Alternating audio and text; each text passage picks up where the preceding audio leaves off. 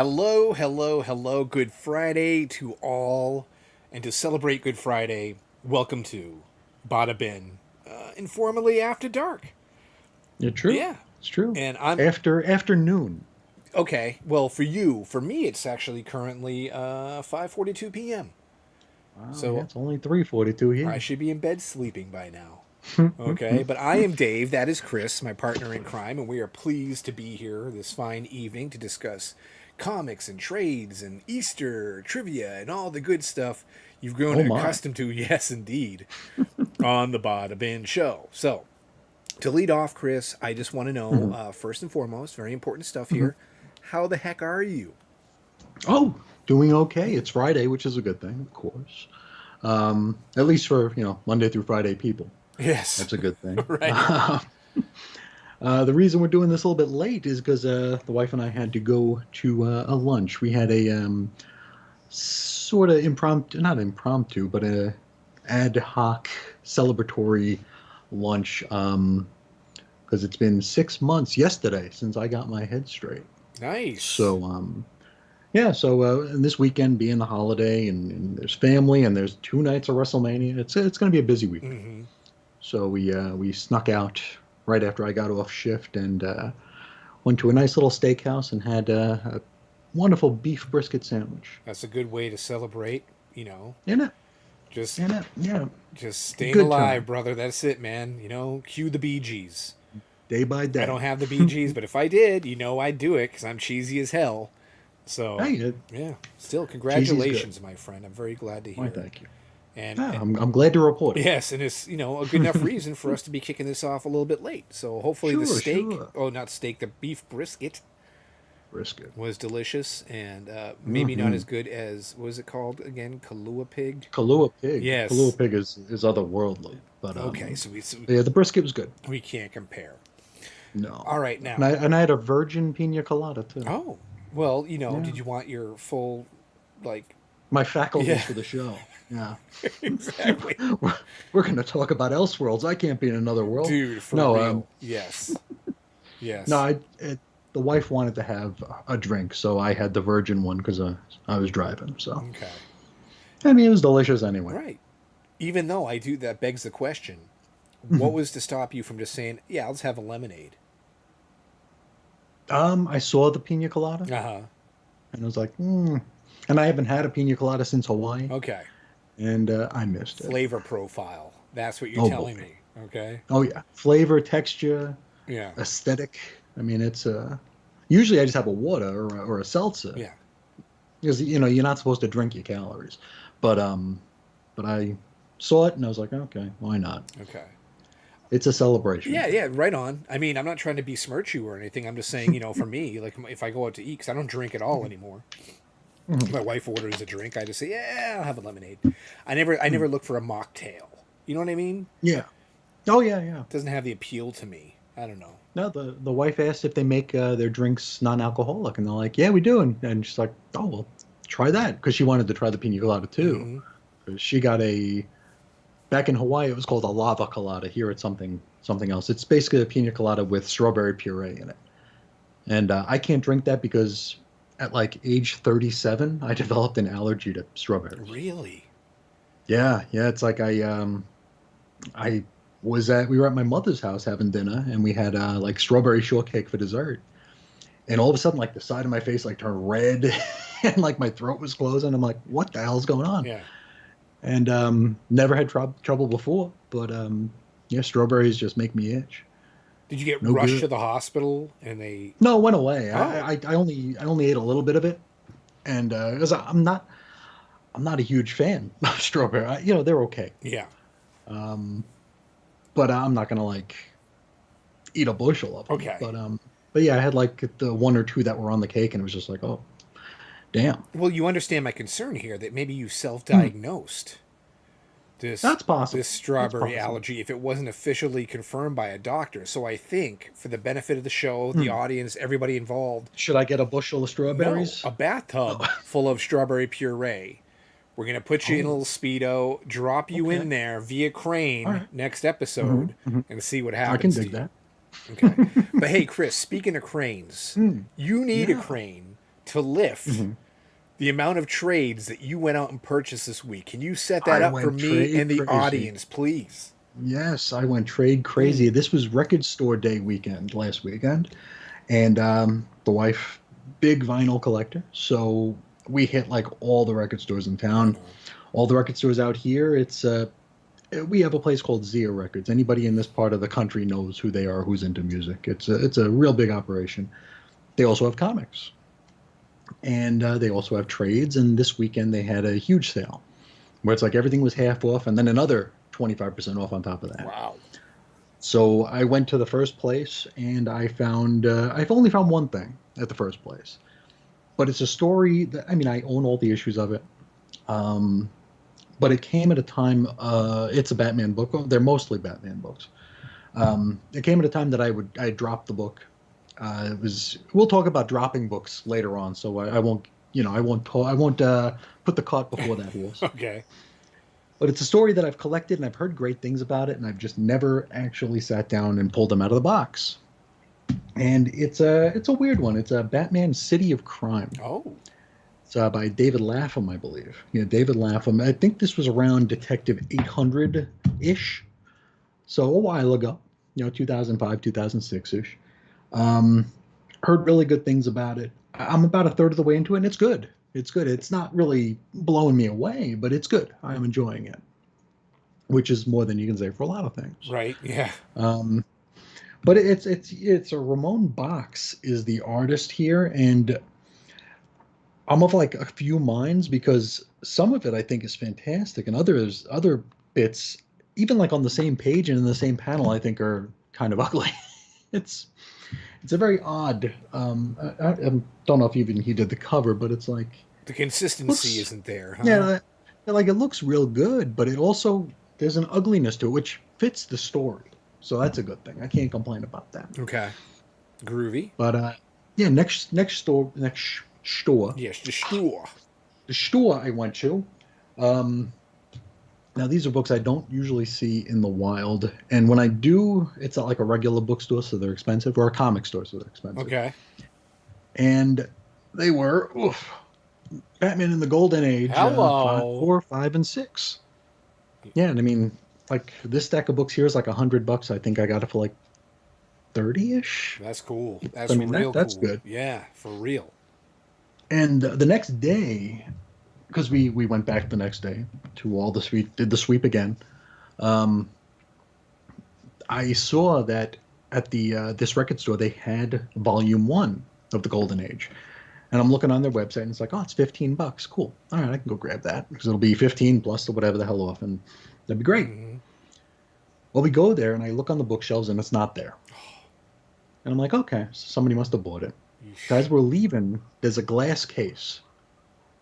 It's in the glass case for $50, and it's like, well, it said 15 on the on the website, Right. but it's 50. And it's like, well, I guess I could order it online, pick it up in the store, and pay 15. Yeah.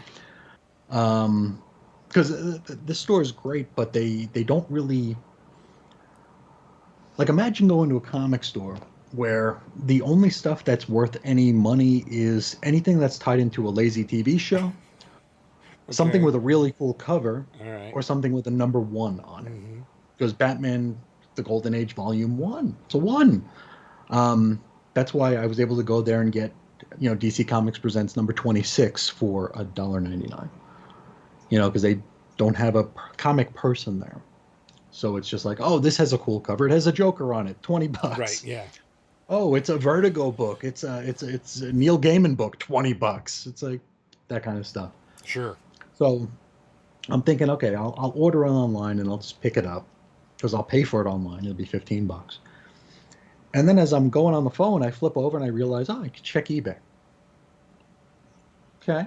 So I go to eBay and I'm looking it up and it's like $50. 50. What? Why is this thing so damn expensive? $45. Okay. Then as I'm scrolling, I see one for $55. And I'm like, wait a minute. There's a lot of pictures there. It was $55 for the first 3 volumes. Mm-hmm. So I ordered the first 3 volumes as well. Wow. So, There you go. there you go. 1, 2, and 3. for what they wanted to charge for just volume one. So that was Righteous. pretty cool. Yeah. Yeah, so that's a lot of reading I hopefully will That do. was a very loud thud, by the way. That showed the seismic amount It was. of books that It you have was. recently purchased. Yeah. It was. But that's not it. That's not all. But wait. There's one more. Yeah. Yeah, there's one more, and it's a weird one. I guess we could probably put this in the ephemera pile. Okay. Um, Now, as a registered fake ass comics historian, I am a huge fan of annotations, liner notes, however you might want to word it. And I'm looking at another record store, and I'm just scanning the bookshelves, and I see two words that jump out at me, and they're very very small on the spine. And those two words are Grant and Morrison. And so I pull it out, and I see this. Our sentence is up. It's basically an annotation or a companion to the Invisibles, Oh, neat. and it comes from the Sequat uh, organization, who I've gone to their website a bunch of times back in the day, and they do they do deep dives, a little more academic than I would do it. I write like I talk, so it's very, very common. Um, I feel like there's a little bit of airs in their stuff, but that's cool. Um, so I've always wanted to read The Invisibles. I've got the whole run. I've just never read it because I've tried it a few times, and it's like, this just. There are a few Morrison things that I've tried and I just can't get into. Invisibles is one. The Filth is another. Okay. Yeah.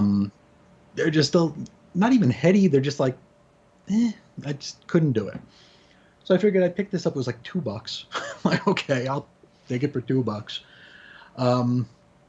But it encouraged me to check out their website because I remember there was like a Grant Morrison, the early years book.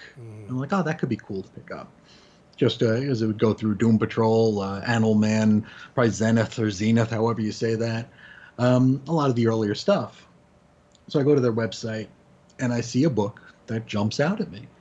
And it's called The Anatomy of Zur-En-Arrh. Now, Zur-En-Arrh is a pretty cool thing for me. I like that a lot.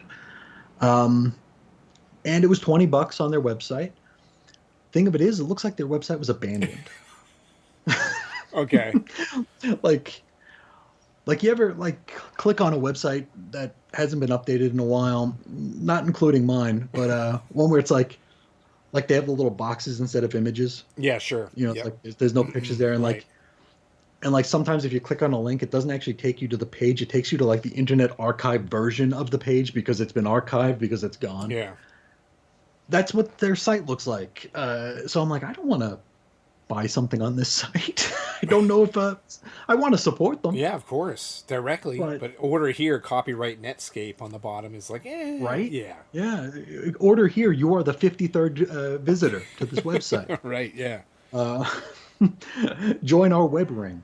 So I went back to eBay and I found a copy of Zur-En-Arrh, The Anatomy of Zur-En-Arrh for I think it was $5.99. So that's on its way. Because Zur-En-Arrh is just, it's cool because when I was looking up the eBay stuff, and this is something I mentioned to you off the air, like you look up Zur-En-Arrh on eBay and you see a bunch of action figures. Mm-hmm. I'm not big on action figures, but I was very tempted. Because Zur-En-Arrh is something that just like, it represents creativity, professionalism, respect for the industry. What Morrison did with that was incredible, in my opinion. I mean, people might think it was silly or dumb or weird for the sake of weird. But I saw it as a really creative callback to something that was nonsensical back in the 50s, and making it relevant and making it cool and just making it very, very, maybe not so much deep, but deep enough, deeper than what it was originally intended to be without taking anything away from it, which is a talent. So I was very tempted to click buy on some of those figures, but I didn't. Well, Maybe I will. we still have a lot of episode to go, and I have some McFarlane stuff to show off. So maybe I'll get your juices flowing in that Could be. department. Yeah, Could be. Could be. yeah, So yeah, that'll be coming soon. cool. It'll probably be here by next week. Hopefully my DCBS order will be here by next week too. So we'll see. We shall see. Hopefully, fingers crossed, because there's a lot of books I need you to read. Stat. Yeah, no doubt. No doubt. Yeah, you get some serious Yeah, homework there, brother. I sure do. Some Yeah, serious work. you're dropping all these hints, and it's like, ah, shit, I can't. I gotta know what those things are. Well, you know, I mean, I always try to stay as spoiler free as humanly possible. Oh, you gave no spoilers. I try not to, you know what I mean? But I do definitely mentally assess how you'll react to things before I actually hear you react to things. Do you know what I mean? So, I'm easy. well, like for example, some of the books we'll be talking about later that I read this week, there's definitely like last page reveals. I go, you know, I get it, it's kind of cool, but Chris is probably going to be like, oh Jesus, you know what I mean, like like that whole thing. So that's definitely part of the whole thought process there. But yeah, definitely no spoilers today, guaranteed. So that's one hell of a haul that you brought Yeah, home. yeah. I mean, dude, you get space for him there behind you? Nope. No, okay. All right, No, hence the I thud. gotta get another. I gotta get another. I've got like room for like a narrow bookcase over there, so I just gotta find one. Okay. Why don't you take that stack of Young Blood #1s from underneath your desk to balance it and put those under there instead, you know? I'm gonna make a house of cards with the young blood. That'll be the That shelves. sucker's gonna fall so fast. Holy moly. Well, it's part chromium, so I think it'll be All all right. right, well. Record Store Day was quite a fruitful event for you, even though you kind of threw me off because you're like day one, day two. It's only a 1 day event, right? It's the Saturday is the big day, but like there's very and this is funny because there are arbitrary rules where it's like one per customer, one per customer. So we had to go to different stores to pick up different things. If she wanted, like, if she was picking something up for a friend, we had to go to different stores. Okay. So and then if she wanted like backups, because vinyl collectors they're into that, and there's variants. There are vinyl variants. So we had to make the rounds. But something I noticed as we're standing there online, because there is a line. You know, it's like free comic book day, but real. You know, because People people buying were actually going things. to go into the store and put money on the counter to help keep these stores in business, instead of just taking stuff and throwing it on the floor of their car. But it's just it's bullshit. Because like if there's an album you want, your favorite artist puts out an album for Record Store Day as an exclusive, and then you find out there's only 1,000 copies of it in the world. So you have to either camp out, and people were camping out like Thursday, Wow. staying all Friday into Saturday. But the whole thing is supposed to be a celebration of retail. And I'm like, who does this help? You're putting out 1,000 copies of a popular person's album. The popular person's only selling 1,000 copies. The record label's only selling 1,000 copies. The record store is only selling 1,000 copies. Or the record stores in the world are only selling 1,000 copies. The fans who want it can't get it. Who are you helping? Yeah, I mean, it's all for creating a buzz. You're helping resellers. I mean, yeah, I dig. Resellers. Right, Yeah. but they're still trying to create like this, orbit of excitement around the small business, right? Because Yes, record stores are small artificial businesses. scarcity. Yeah. Yes. Well, I mean, it's real It's like- scarcity. They only made 1,000. But it's artificially made. It's not like we can only have this many. It's like, no, we chose to make this many. yes, So this is suck it. true. Yeah. Yeah. This isn't some indie band on some label. Yeah, who's going to Kinko's Yeah, to right. print out their album sleeves or whatever. Yeah. I don't know, it seems like it's because I mean we don't really have it's not like a one-to-one with comics because we have like the incentivized variant. It's not like it's not going to be like the first part of Hush 2 there's only 10,000 copies. Those they need to. Mm-hmm. The incentivized variant's a different story, but I mean, those are only hot for the week they come out anyway. Right. until they get encased in plastic. But if you're actually locked out, yeah. But if you're actually locked out of getting what you want, if you're a collector of a certain, and it's like, oh, they only made 500 of these for the entire world. It's like you're not helping anybody. Don't know. I don't collect vinyl. I used to own some vinyl for wall art Hmm. from bands I liked from back in the day. Hmm. Every once in a while, Hmm. I'll see an album I think is intriguing for that very reason because I don't own a record player. Sure. But I never do it. I never pull the trigger on it. I'm always like, no, they're They're not what, like 35, records $40? are 40, 50 Yeah. bucks. Yeah, Yeah. that's something. That's Yeah. some serious scratch. Yeah. So, but I mean, Absolutely. Free Comic Book Day, we have, talked about, it feels like ad nauseum and the negatives of it and everything. And there's a lot of truth to what we Hmm. say. But, at the same time, I will also say there is a slight tinge of Hmm. excitement. And for me personally, that would come from, well, I'm going to go dig in some bins, right? Because I just enjoy Hmm. But doing we it. don't need a holiday for that. Correct. No, but it's a a fun thing to say. Hey, that day I'm going out. I'm gonna Sure. dig in the bins and look at all the people and laugh. Not like anybody will be in your way Yeah. because nobody who goes there is going to be looking in the bins No, anyway. they'll be looking in the bins. They just won't pull anything out. And if they do, they put it in the wrong spot and go, "Hey, yeah, I'll stick this Spider-Man over by I don't know. Give me a title that starts with Power pack. yes. Yeah.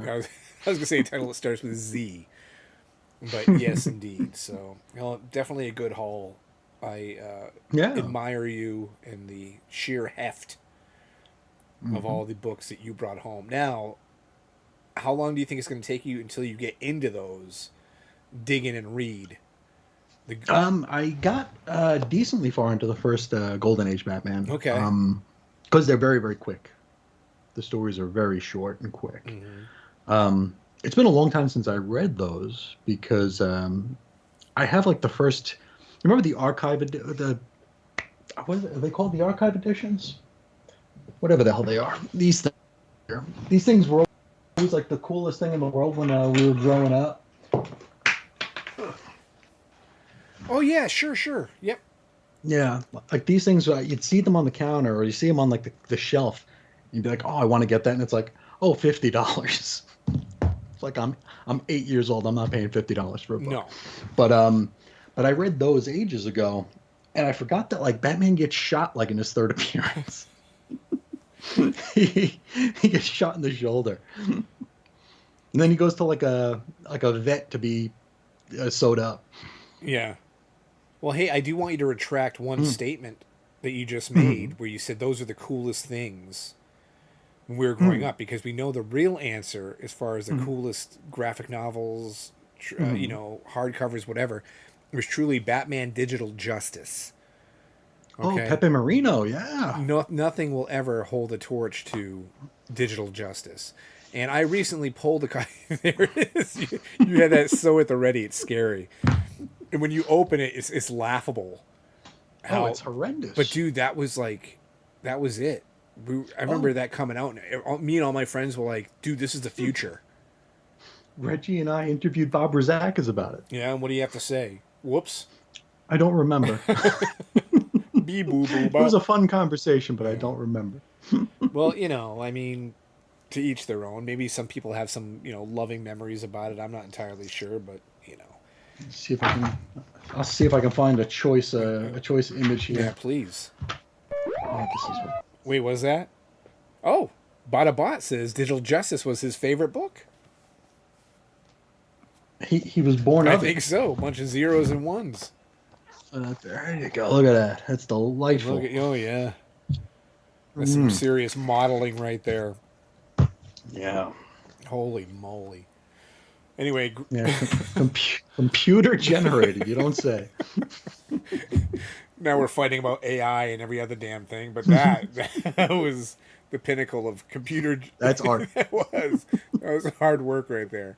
Now listen. Not only was it Record Store Day recently, to which you have just Hmm. detailed, we do in fact have a holiday this weekend. We do. For most people, it's not. WrestleMania. No, no, no, no, no, no. Oh. Oh, your brother says Happy WrestleMania weekend. Oh, good for you guys. I hope you enjoy that. I will be missing that entirely. I'm sure I'll get the news secondhand as far as who did what and how. But anyway, I was speaking to the non. I'll live tweet it. Yes, whatever it is. But listen, the non-paid. Let me get this out, please. Holiday known as Easter, which is dreaded in the retail world because your employers don't pay for it, but they still expect you to be there on Sunday, which is pretty. Oh, that's not a paid holiday, is it? No, yeah. No, because it's on a Sunday every year. So they on a Sunday. Nana inana. Yeah, you guys got to come into work and don't get paid. So not great. But yeah. I'm here to lift spirits. I'm here to bring us all together because I am the trivia master, if you will, of the Bada Bin Show. You are the victim of the trivia questions. So what would you say about playing a little round of something that I like to call Bada Bunny to celebrate Easter? Does that sound good to you, my friend? Are you ready? Well, dip me in strawberry and give me an EpiPen. All right, let's rock and roll. Ooh, geez, that's not the right music. Here we go. That's not the right song. That's more festive. There we go, a little Bada Bunny music. There we are. Oh, yeah. I like it. Now, as you can see there, we have some mainstays of the program in that graphic. Maybe that's why I screwed up the intro, because I was so excited to reveal the visages of our friends, Greg the Hammer Valentine, Brutus the Barber Beefcake, and Jim Valentino. Will they play a role? The dream team. In Bada Bunny, only time will tell. Now, just to warn you, though, you did see them in the graphics. So normally we just do comics-related trivia. We're going to have more of a hodgepodge round of questions for you this time. Potpourri. A potpourri, yes. So, sir, are you ready to start Bada Bunny? I'll take that as a yes. Let's wait a few moments here. Wait a few moments because you're stuttering a little bit. Ooh. Am I my brother's keeper? Yes, I Say am. something. Hello. Oh, there you go. You're good. Okay, You're good. I'm the best. Okay. Please, internet, don't fail us during Bada Bunny. This is award-winning stuff. Business. Yes. All right. First question. Are you ready, good sir? Let's do it. Okay. Wonderful. Perhaps the most famous bunny in comics, Captain Carrot, debuted in New Teen Titans 16 by creators Roy Thomas and Scott Shaw. He was then given his own series, also starring the Zoo Crew. How many issues did that series last? I'm going to give you options. Okay. 12. Was it 12? Was it 6? 20? Or was it 10, but there's a hidden issue in Roy Thomas's hair? 20. Is that your final answer? Yeah. 20 is... Bingo! Correct! You got the first one right. I'm worried, man, because you really run the table on these. Did you know that for a fact, or was that just merely an educated guess? I knew it was around 20. Okay. You've done your research. Well, I know a little Carrot. Okay. A little. All right. Well, good, because, again... I know that it's a very boring story. What, series? A boring series? It's a very boring series. I mean, listen, dude, I have a couple issues. I liked it when I was a kid. I think the main thing of it is this very, parody kind of style stuff. You know what I mean? It was pre what the. I was going to say, it's kind of like a not brand ugh.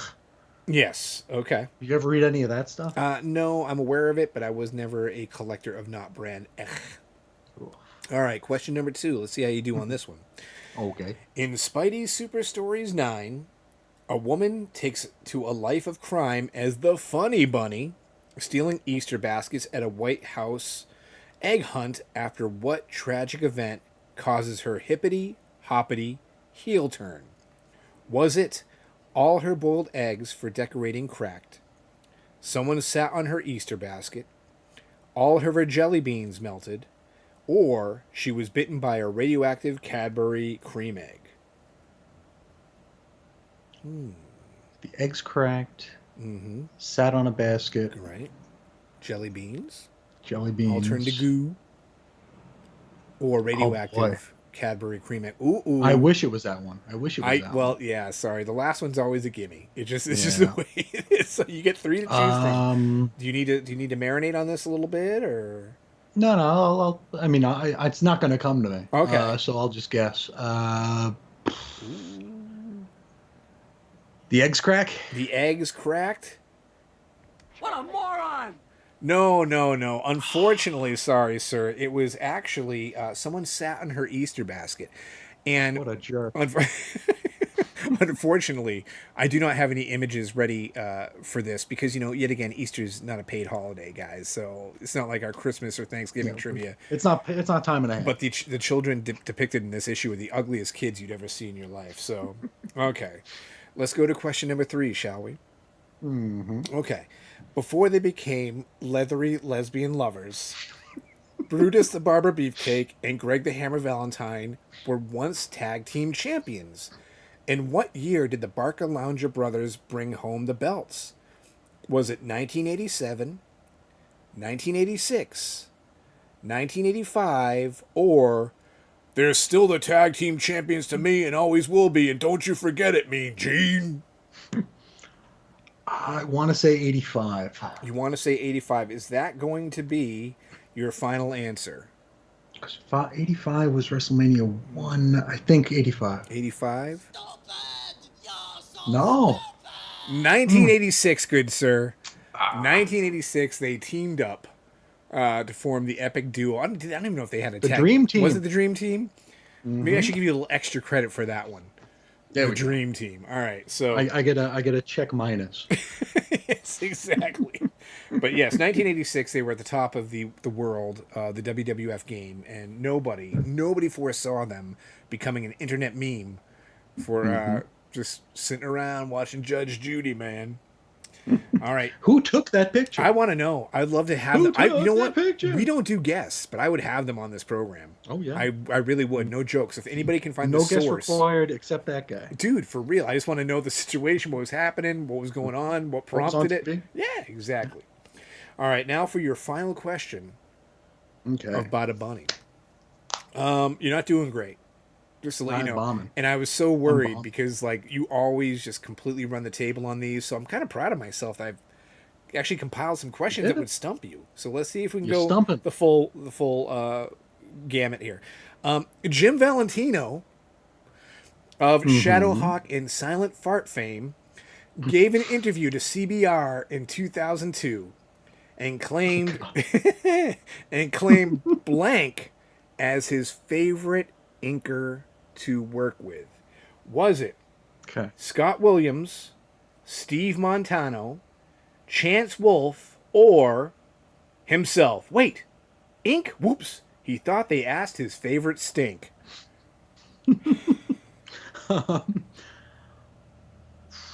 So, here we are. I know Jim Lee uses Williams.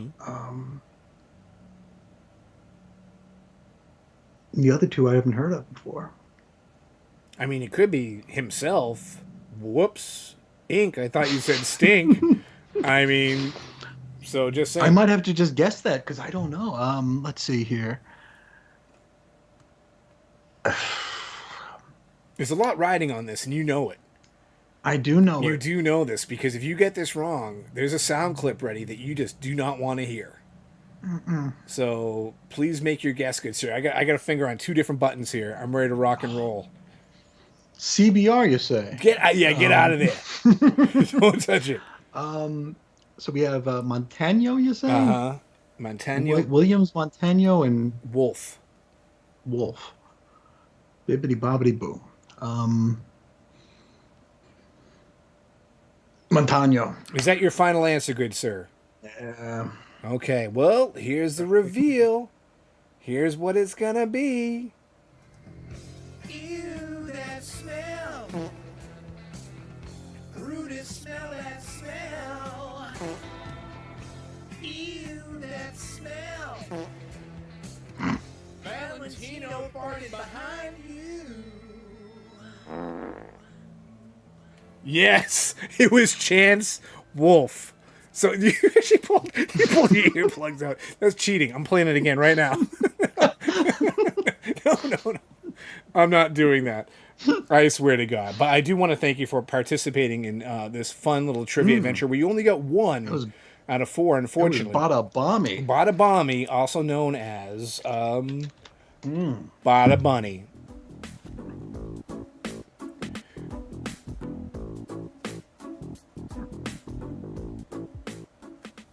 Oh, what a hootenanny that was. Oh, my God. I was so hoping you got that last Hoot and one holler. wrong. So bad. I aim to please. See, the thing was, before we started recording, and this, yet again, we love doing the how the sausage is made, I warned you that that song was coming if you got something wrong. So when you get the first one wrong, you probably thought that was on its way. I did. But I was saving I it did. for the... And then it was. Just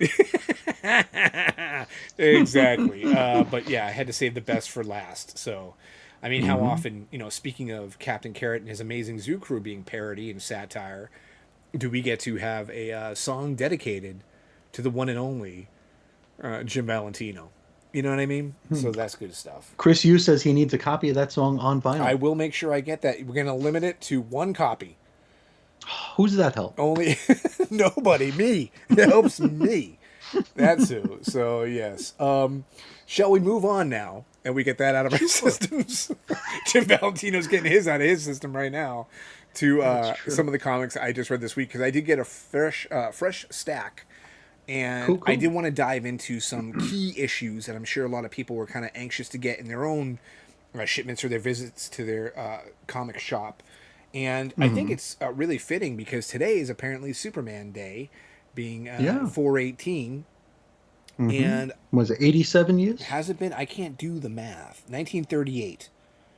So 87. There we go. You can just do that on the fly. Look at you, you freaking calculator brain, you. But anyway, let's get away from your calculator brain that can't get any trivia right and talk about the Summer of Superman special from DC Comics. Now, this is a jam piece, right? So this is three stories. Three stories in one. So you get a little sample, a little taste of what to expect heading into the Summer of Superman, leading off with the Mark Waid Superboy tale, leading into Dan Slott's, and then the writer that we all know and love and particularly endorse here on the Bada Bin Show, Josh Williamson. And the artist was Jorge Jimenez for the majority of it. There was another artist named Tomei Morey who makes a couple pages in here. And there's a big, definite quality difference that you will look back. Oh, yes. Because Jimenez is quite the talented chap. And not to say anything negative about this other artist, I thought it was okay. But, I mean, you could definitely, you felt it. You know what I mean? Sure. Story-wise, look, how do we begin this? Because, there's no secret I'm not excited for action. I dropped action. All right, we're gonna get more. Is that legit? I mean, I cut it. It's a done deal. I cut it. I'm not deal? getting that first. And actually, it's funny because I almost missed the deadline and had it on my sub. And just like 2 days before the previews were gonna finalize for me, I was just up one morning, 5 a.m. just like scrolling through, and I went, "Ooh, this action caught me." I checked the previews. I'm like, "This is Yoink. Yeah, exactly." And I yanked it. So we're gonna get more into cancellations. Well, our personal cancellations from our subs later. The breaking point. Yep. But, one of the main reasons, 'cause I deal with like some of Mark Waid's stuff, as we all know, whether it's World's Finest. Sure. I thought Absolute Power is actually pretty good, but I've been buying a decent amount of his material. Justice League Unlimited. You can't avoid it. You really can't. But the combo with the artist that he's going to be using on Action Comics, I was like, dude, this isn't the story I want. This isn't the type of art I want. Thank you, but no thank you. But still, hey, whatever. It leads off the special, so what's he trying to get at? Well, it doesn't reveal much about his plans other than, yes, Superman's a 15-year-old boy. Yes, Superman has crushes on Lana Lang. All the stereotypical stuff that you would expect to be in a Superboy story. It does lead into a bigger narrative that runs throughout this entire issue, which actually has to deal with time travel. So yay, time travel. Woo. I think what I took most from this is Slott. Okay, so Slott's going to go over and do the Unlimited series, and he has made quite the, I shouldn't even say it's an announcement, but he's repeated himself how this is the gateway His drug. mission statement. This is it, right? Yeah. This you've never read Superman before. You've read 1,000 issues. We're making this for you. Your grandmother can read this. You know what I mean? Which I think is fairly noble, and really, essentially, what every Superman book should be anyway, right? So long as it's good. So long yeah. as it's good. Superman is the OG. I mean, at this point in time, who doesn't know just a little dash, a little dollop about Superman? So how do you go about doing that? Right? That's the question. How do you make every Superman issue feel like someone's first Superman issue while still satisfying, longtime fans? Well, his story wasn't necessarily bad, but he would often interject little lines into the scripts, like I'm going to show here, where Superman is stating, I didn't mention Validus is one of the time travelers. Validus, none of this was Validus' fault. Much like the people of Krypton, the planet of my birth, ... Okay. All right, so, or like you'd add, like, mild-mannered reporter Clark Kent. Okay. All right, we get it. I mean, listen, dude. I don't know if he's trying to appeal to people who are fans of, like, the serials back in the black and white era, or what necessarily is going on here. But realistically, in today's modern comics, there's a text block intro on the beginning of the first page of every comic that can pretty much explain the origin, a little bit of backstory, and what happened in the previous issue. So, kind of throwing in those little lines, it feels forced to me a wee bit. You know what I mean?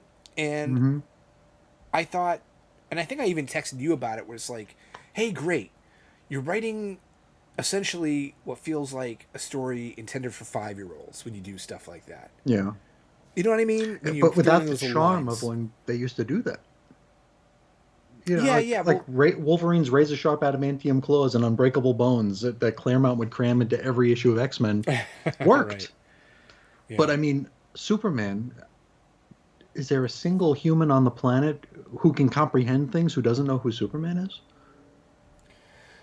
Okay, we don't know. I'd assume not. You'd assume not. I mean... who would buy a comic book? Right. I understand this. That's the other thing, too. You think you're... Krypton, the planet of my birth. Well, Slott, in his interviews, he wholeheartedly believes that the movie will, in fact, turn on readers to Superman, and he is ready and prepared, and he's stocked up on these one-liners just for them. My grandfather would say something. He would say, bless his heart. Okay. That's like I've heard that's like a Southern thing, actually. Yeah, I guess he took it from a Southern person, but bless his heart. Yeah, which isn't a good thing. It's not a kind thing at all. And really, there's a small sample size. Yet again, this is a jam piece, so it's not like the story's had a lot of room to breathe. Sure. So maybe, I'm not trying to defend the guy or whatever, but maybe he thought that was necessary to kind of get, the vibes across of what he's trying to accomplish. But it was a little bit of a turnoff for me. And listen, we all got into comics when we were 5 years old, right? Pretty much. Give or take. I mean, so I understand the appeal of that. I get it. You want it, maybe it makes him feel good, nostalgic, and like his fingers are just stubbily typing away, happy as a pig, and you know what? Because he feels like a 5-year-old kid again writing Superman. But the reality of everything is, 5-year-old kids aren't reading Superman as much as you want them to, as much as you're like giving them a launching pad or landing pad rather too. So that's tricky. Again, the jury's still out. I've subscribed to Unlimited. It's short. Yeah. I'm going to see how it goes. Now, as for Williamson's installment here, I think it was the best of the three. You may say to yourself, well, Dave, Shocker. I know you, but you've been saying Williamson's great for months and months and months. No, but it really was because this is what I referred to earlier with the last page, having that spoiler reveal, but it is trying to dive back into some, like the All-In Special stuff, Absolute Universe stuff. So it is trying to tie up some loose ends here where they're going forward. You know what I mean? And I thought if anybody's going to do it, it's a double-edged sword. Williamson would be the right guy to do it because he's currently writing a fantastic Superman book. Killing it. Yet, what I think his weaknesses are events and specials. You know what I mean? So to have him kind of be the one to facilitate how this is going to be incorporated into his story and the main DCU and everything could prove to be a little Lois tricky. and Lex specials were good.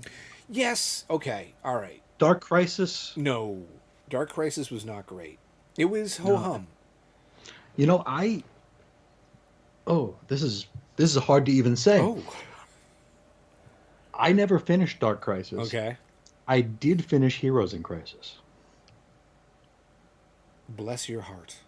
Mm-hmm. Bless your. Bless it all the way to the basement. Yeah, I Holy mean, moly! yeah, Yeah, I couldn't finish Dark Crisis, but I was able to somehow finish Heroes in that's a Crisis. blurb. Hated it, but I read it. It's a blurb going on the back of the book. That is, Yeah, yeah, yeah. On the yeah. 12th printing. Mm-hmm. Jeez, man, that's rough. Well, Yeah. you didn't miss much. You know what I mean? It's not. It wasn't great, It's not but you got great. to remember too. Yeah. He was doing Night Terrors, and Night Terrors was this really poorly I timed. forgot I forgot about Night Night Terrors. Terrors was a real disaster, I think, all around. And Mm. unfortunately, Joshua Williamson was at the helm of that too. So Oh, listen, we're not I perfect. totally forgot about that. I'm not perfect, Yeah. obviously. Look at me, I'm not perfect. But the dude writes this perfect Superman book. Great Superman.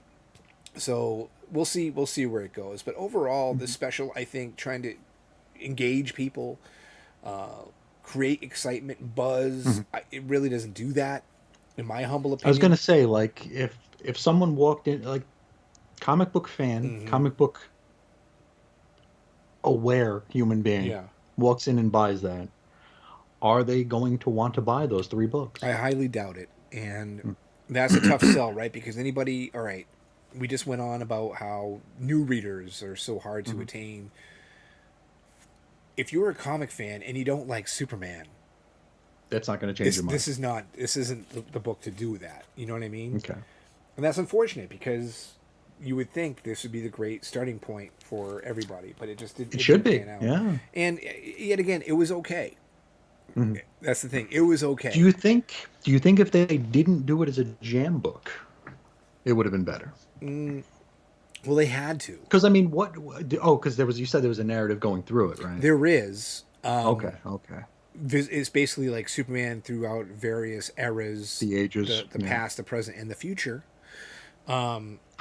Yes. Hey, slow down there, guy. Want me to play a song to wake you up? Oh, no, no, no. Okay, all I'm right. good. I'm good. I promise. You better behave. I know how to get you now. So anyway, but even then, it's a sampler, right? Because albeit what you didn't get here was the Supergirl or Crypto, you still got basically the three main Supes books and what Sure. you can kind of expect going forward.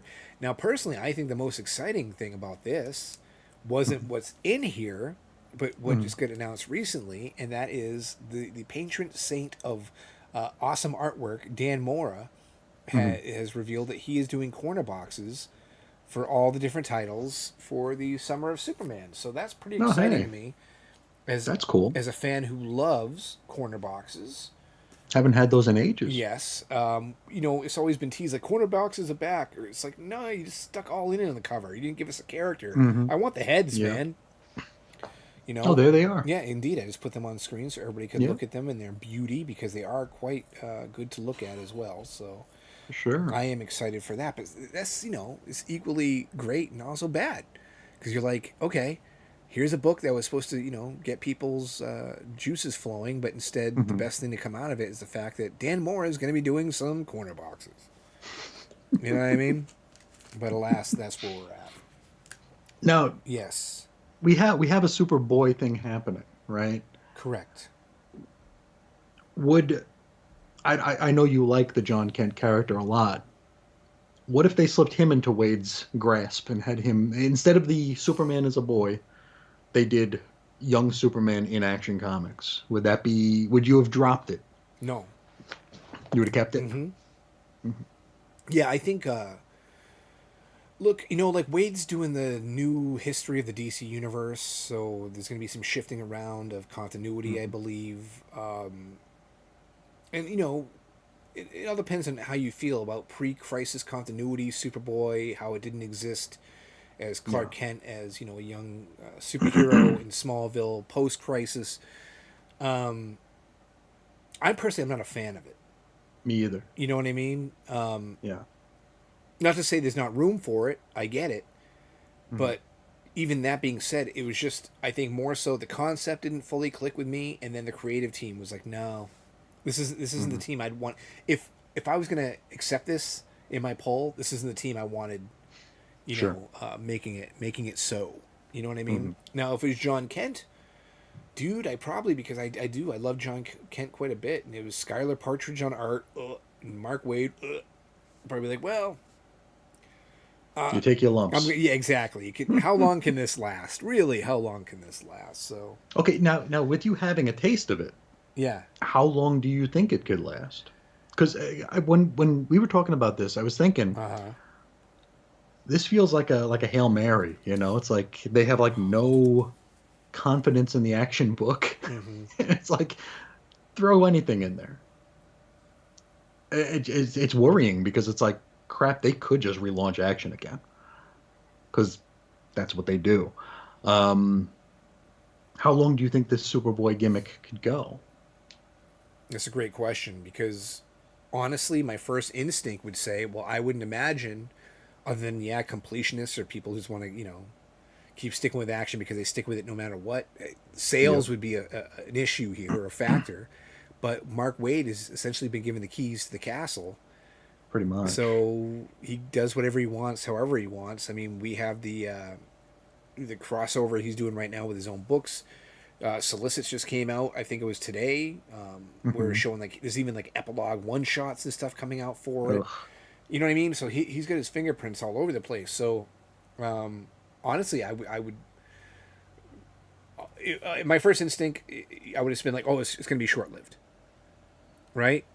Yeah, But we all know this Superman Superstar Initiative failed, didn't do what it intended to do. I'm sure yeah. DC or anybody, the editorial, anybody would argue with me on that and say I'm like a hater or whatever, but it really was not great. It wasn't great. And you actually have a very good concept for that. I don't know if you want to reveal that now or later. Oh yeah, yeah. We could do why that. don't you let people know Yeah, what you think would be yeah. a I mean, true Superman Superstar book? for sure, for sure. Yeah, we were talking about like who would be our teams here, and I Mm-hmm. mean, like Chris, you mentioned Dan Slott. Even before the Unlimited thing happened. Um, just as a popular writer who hasn't done Superman yet. And I was thinking about it, and the answer was quite literally right under our noses. Um, when you think about superstars in comics, you might think of six men who did something pretty big in 1992. Um, I don't know that the quality of the stories would be fantastic, but I know they'd get word of mouth, and at least half of them would sell really well. I mean, they seem to be doing business with the Image guys now. Todd does the toys. Jim Lee is running the place. Silvestri did like that Batman and the Joker team up thing. Why not do a year of Action Comics? Give the six Image founders two books each. Tell some short stories. Put the book on the map again. Regardless of quality, it would get. I think it would be pretty hyped. And taking it even a step further, if you don't want Todd to write it, if you don't want Silvestri to write it, if you don't want Liefeld to write it, there's another Image guy who I think is like a after the fact founder nowadays. I'm not a huge fan of his work, but maybe Robert Kirkman could write it. Popular dude, Right. successful dude, tight. He's basically Image now.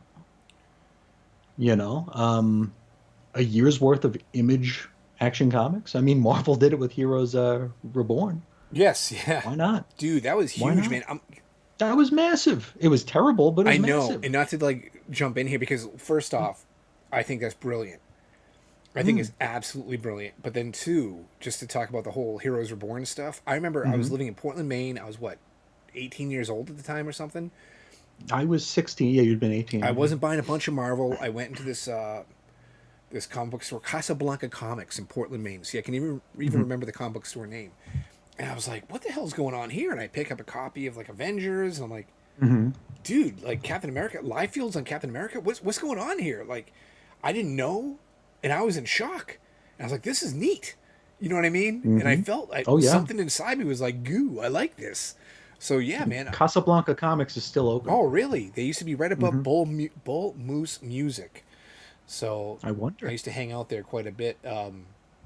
But yeah, man, that was dude, I've never even been a big Avengers fan, but when I saw it, I was like, I need to look at this. Like, Of this course. feels important. This feels cool. And Hmm. yes, the quality suffered, Sure. because it was just this manufactured There thing to was there wasn't much hype thought into machine, it. right? Yeah.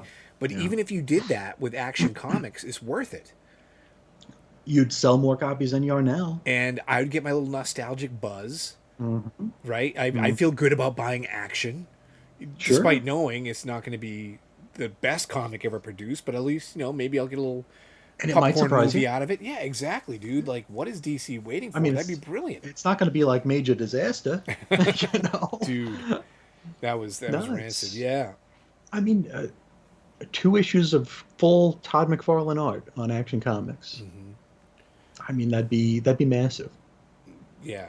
That You that know, break the internet, as the kids like to say, right? as the kids say. Yeah. Yeah. So there you go. There's the No. pitch, DC. Chris right Hmm. here. He's got it all figured out, man. Yeah. And Like you wouldn't want to see like a chunky Eric Larson Superman. well, we've seen Eric Larson's Superman a couple, and you know what? Like decades apart. And Yeah. I didn't mind his Doom Patrol stuff, but Yeah. like later on when he was doing like I remember those like variant covers and stuff. Hmm.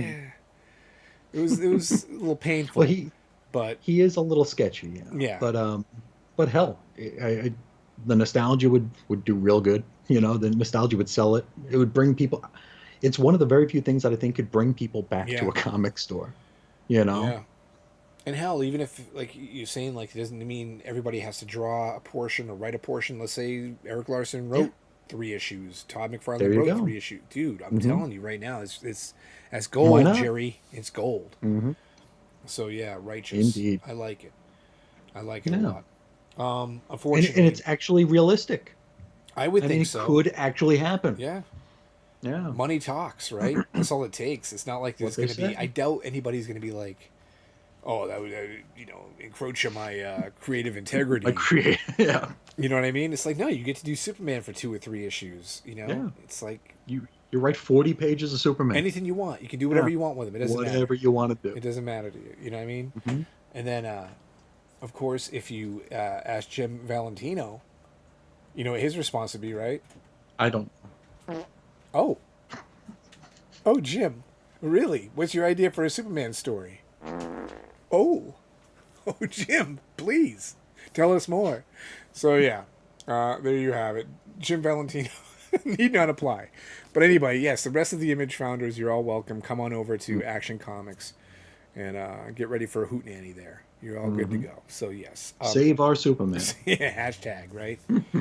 Now I'm going to move on to the second issue I read, and interestingly Cool, enough, cool. everything I'm about to show off, they're all like jam pieces. Like there's all like multiple parts to stories here. Chapters. Now, exactly.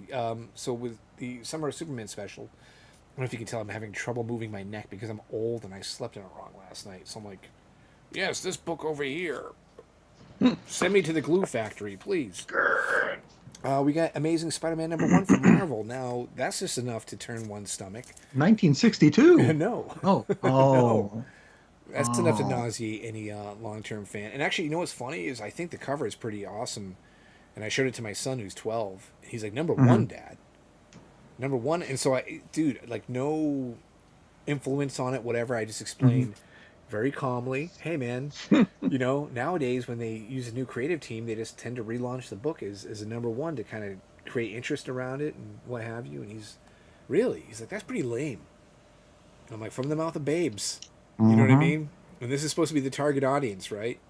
Yeah. A kid who doesn't like comics. How do you get him into comics? You slap a new big fat #1 on there. Well, guess what? They think it's lame too. I mean, could they have made that #1 any bigger? Maybe. I don't think so. Maybe. I don't think so. Yeah, okay. Well, I'm going to be honest with you. I was not expecting a whole lot out of this. This is by our old friend Joe Kelly Mm-hmm. and Pepe Larraz. Okay. And dude, I really enjoyed this thing. Despite my Larraz is great. dude, the art was just Yeah. balls to the wall, great. Yeah. Fantastic. Larraz did a lot of the Kurt Cohen era X-Men stuff. Yeah, All that man, stuff. it was top notch. Like you felt like you were reading this really action. You felt like you were watching just an amazing movie, really, with his artwork here. And then, to be honest with you, Joe Kelly, he's always known as the ha ha funny guy. trying to inject humor into everything he does. You know, Spidey is a good vehicle for it. He's written a lot of Spider-Man. It's been a lot of hit or miss Spider-Man with him. Yeah, definitely. But I think this one was very successful. Hmm. And I yet again, man, I went in with some trepidation, some preconceived notions that I wasn't gonna like something, and I finished it, and I was like, dang, I kind of want to see where this goes now. You know, what a fool I am. But the other thing is, I did mention there are chapters in there. You said chapters. I was calling it a jam piece. Hmm. John Romita Jr. is still involved here Okay. in the whole Spider-Man process. So he Hmm. does the second little, like, I shouldn't call it half because it's not even. It's like a little 5 or 6 page thing. And boy, Okay. man, you know, as much love as anybody can have to John Romita Jr. and It's a bit patchy. his legacy and his artwork, going from Pepe Larraz Yeah. to you know, shifting over to, Boxes. yeah, basically that's what it felt like. It Yeah. was a little rough. But still, it's setting some things up. And John Romita Jr.'s story was a Green Goblin bit, and then they introduced a new villain in the back, which totally looks inappropriate for a Spider-Man book. It just is, dude. I forget the guy's name. He's like Hellraiser or Hell something or whatever. But and I know I'm probably looking like a moron because I can't remember. But he looks like a gladiator, Hmm. an ancient gladiator, and I'm like, Spider-Man. I mean, yet again, jury's out. We'll see where it goes, but it didn't feel very Spuddy-esque to me, and I Okay. didn't think that was the best way to end the issue was with that villain reveal, especially when Okay. it started off so great. Hmm. Another interesting thing about this is Marvel books in particular lately try to go for that whole old school vibes with the letter pages and the bullpen bulletins and the Mm, creator bios and stuff. And you yeah. get all that in here. There's even a letters page here in number one, which normally would be filled with creators just saying the reasons why they want to do the Yeah. book, which is also included. But there's also a longtime reader who contributed to the letters page here, Hmm. saying how much he loves Spider-Man. And I was thinking, like, all that with that, it's kind of weird that you're going for that kind of feel in a book. Yet, as you mentioned, you couldn't slap a bigger number one on this. Yeah. Where are we going with this, guys? You know what I mean? It's half pregnant. Yeah. Yeah, exactly. Like, Yeah. Because like when Marvel did that Legacy initiative back in what 17, mm-hmm. it was just so fake ass. It's like because they did the corner boxes, but they looked stupid. Like they looked like like the background in the Saved by the Bell theme, Yeah, like where it's like just the stupid shit. yeah, It was like that. It like it like it didn't feel classic. It felt dated, right. and it felt like parody of their own history. And it's like, oh, we're gonna put the Marvel stamp value stamps in the books again. It's like, well, and it was just so crappily done. Yeah, And the whole initiative lasted like 6 months. right. It's like, hey, everything is going back to legacy numbering. Okay, maybe not. Yeah, pick a lane. You know what I Yeah, mean? do some. What are you Yeah, doing here? yeah. Just to kind of wrap this whole thing up with Spider-Man Hmm. is that people might have seen online that there's a lot of similarities to the Brand New Day storyline. There's Hmm. also something here, and I'm going to show you guys, is a little nod to a show we all love called Seinfeld, with the Rhino's apartment looking pretty much tit for tat like Jerry's apartment in New York City. Is there a Superman statue in there? There isn't, but he's got everything. Ah. Yeah. So yeah, look at that. I mean, I mean, Spider-Man's in there with the red light. It kind of reminds me of Hmm. Kramer in the Kenny In Rogers the Roasters. Kenny Rogers, yeah. You know what I mean? But they even almost have the deli and grocery like a monk's reference there. You know, I don't know. Hmm. I kind of like that. I thought that was a little neat being a Seinfeld fan and what have you. But I remember alas, like last year they did an issue in Nightwing where it was like first person. Like it was like the yes, whole issue was from his point of view, and like he ran through the office, like the Dunder Mifflin office or something like right, that. And that was kind of interesting. yeah. Hey, you know what? Listen, I think little references like that, you know, whatever you're crossing They don't hurt nobody. pop culture lines, it's no big deal. As far as the Brand Mm. New Day stuff, I didn't read Brand New Day. And the reason why Did you read any of that material, the Brand New Day stuff? Oh yeah. Okay, Oh yeah. so and this isn't spoilery or anything. This issue leads off with him interviewing for a job. Don't they all? Right. So That's apparently, every Amazing Spider-Man #1. right. Well, that was the deal, right? So they said, well, this is just like Brand New Day because he's interviewing for a job, just as he did there. And I've seen. He also did that during the Bern Mackey thing. It's every time. Well, It's not. Yeah. I did compare some of the artwork, and it wasn't like a homage piece or like yet again like a panel by panel Sure. mimic. Remake. Yeah, exactly. So I'm like, are you kind of grasping at straws here, guys? I'm not entirely sure, but alas, that's where we're at. So. No, you're familiar with the Brand New Day, I'm sure. Yes, of right? course. Everybody knows about Brand New Day. Yeah. It's just, Okay. and it wasn't great. I always thought they should have ended One More Day differently. Peter. Spoiler alert for a 20-year-old story. Peter and Mary Jane give up their marriage, right, to save Aunt May's life. And I always thought it would be cool. Like the next day, Aunt May goes out and gets hit by a bus. No. Because you don't make a deal with the devil. No. You don't make a deal with the devil. Correct. It's like you made a deal. She made it out of the woods with this illness or whatever, but she got hit by a bus. Yeah. It's like I used to say when I was a kid, imagine if you survived a plane crash and this and that, and then you go home and you end up cutting yourself on a... You slip in the shower. Yeah, exactly. Yeah. Like I was peeling carrots in the sink and I cut my wrist, you know what I mean? That kind of thing. Mm-hmm. So yeah. Yeah, I don't know, man. That whole era, I didn't read any of it, but everything I heard about it was such a turnoff. And then when people do in fact talk about it, this length of time later, it's almost like, okay, the clone stuff. Mm-hmm. All right, at the time, dude, everybody was upset about it. But now people kind of even look back with a little nostalgia and a little, wry chuckle or laugh, like, well. You sent me a video yesterday about Youngblood Day. Yes, exactly. Lines around the store for Youngblood. Yes. Today, like 2025. Right. I mean, nostalgia's weird, dude. It is, in fact, weird. It is weird. Yeah. Yes. But Brand New Day, as bad as it was, and we'll talk about this later, that was not my breaking point with Spider-Man. Okay. I kept at it. My breaking point would come later, and we'll talk about those later. I was actually just scrolling through my images here because I try to be such a pro to do this whole split screen thing with the comic covers, and I know I had the next book I was going to talk about, but alas, I don't see it in here in my little images, so I'm going to have to wing it here and go show off the physical issue alone. Ruh-roh. I know, Ruh-roh is right. Holy moly. But I do want to transition now onto the final... Well, listen, there's a couple other books I'm going to bring up, but I'm not going to give you guys like a wholehearted review or anything like that. I just want to bring them up for, one, for a Chris U reason. So I'll do that in a moment. But, so I can't really say last but not least. But anyway, Wolverine, number 8. See, I just had to look. But yeah, it's Legacy number 400. Hey. So therefore, it had a whopping cover price of, do you dare to guess? $10? No, $7.99. Okay, I thought it was $9.99 US.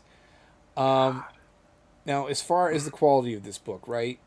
Because it's a big boy. It's a fat one, right? I mean, I'll give him that. I know it's super overpriced, but even then, it's a chunky boy. So there is a lot of reading to be had in here.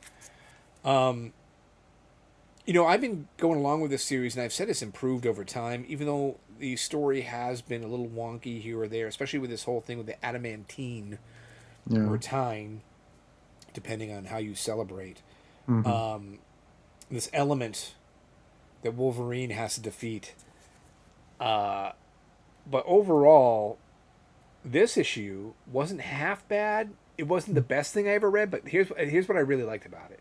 It wraps up just about everything that's happened in the previous 7 issues, which is nice because the writer Ahmed isn't here to drag you along forever to make you, leave you in suspense about what's happening. And at the same time, with it being 8 issues, it's not necessarily the normal format, I would think, for collecting to trade. So that was the enjoyable aspect of it. That's what I liked, is that, all right, the adamantine thing is still going to be hanging around. Don't get me wrong. It's not over by any stretch of the imagination, but it's brought to a form of closure. The and I almost feel this is spoiler-esque with you, just because we've kind of mocked the whole concept of it, but I haven't like fully fleshed it out with Go you. ahead. Go ahead. The Hmm. Wendigo, being the teen Wendigo, under his tutelage, Wolverine's or Logan's tutelage throughout this series, Hmm. it ends that. It's over, baby. It's resolved.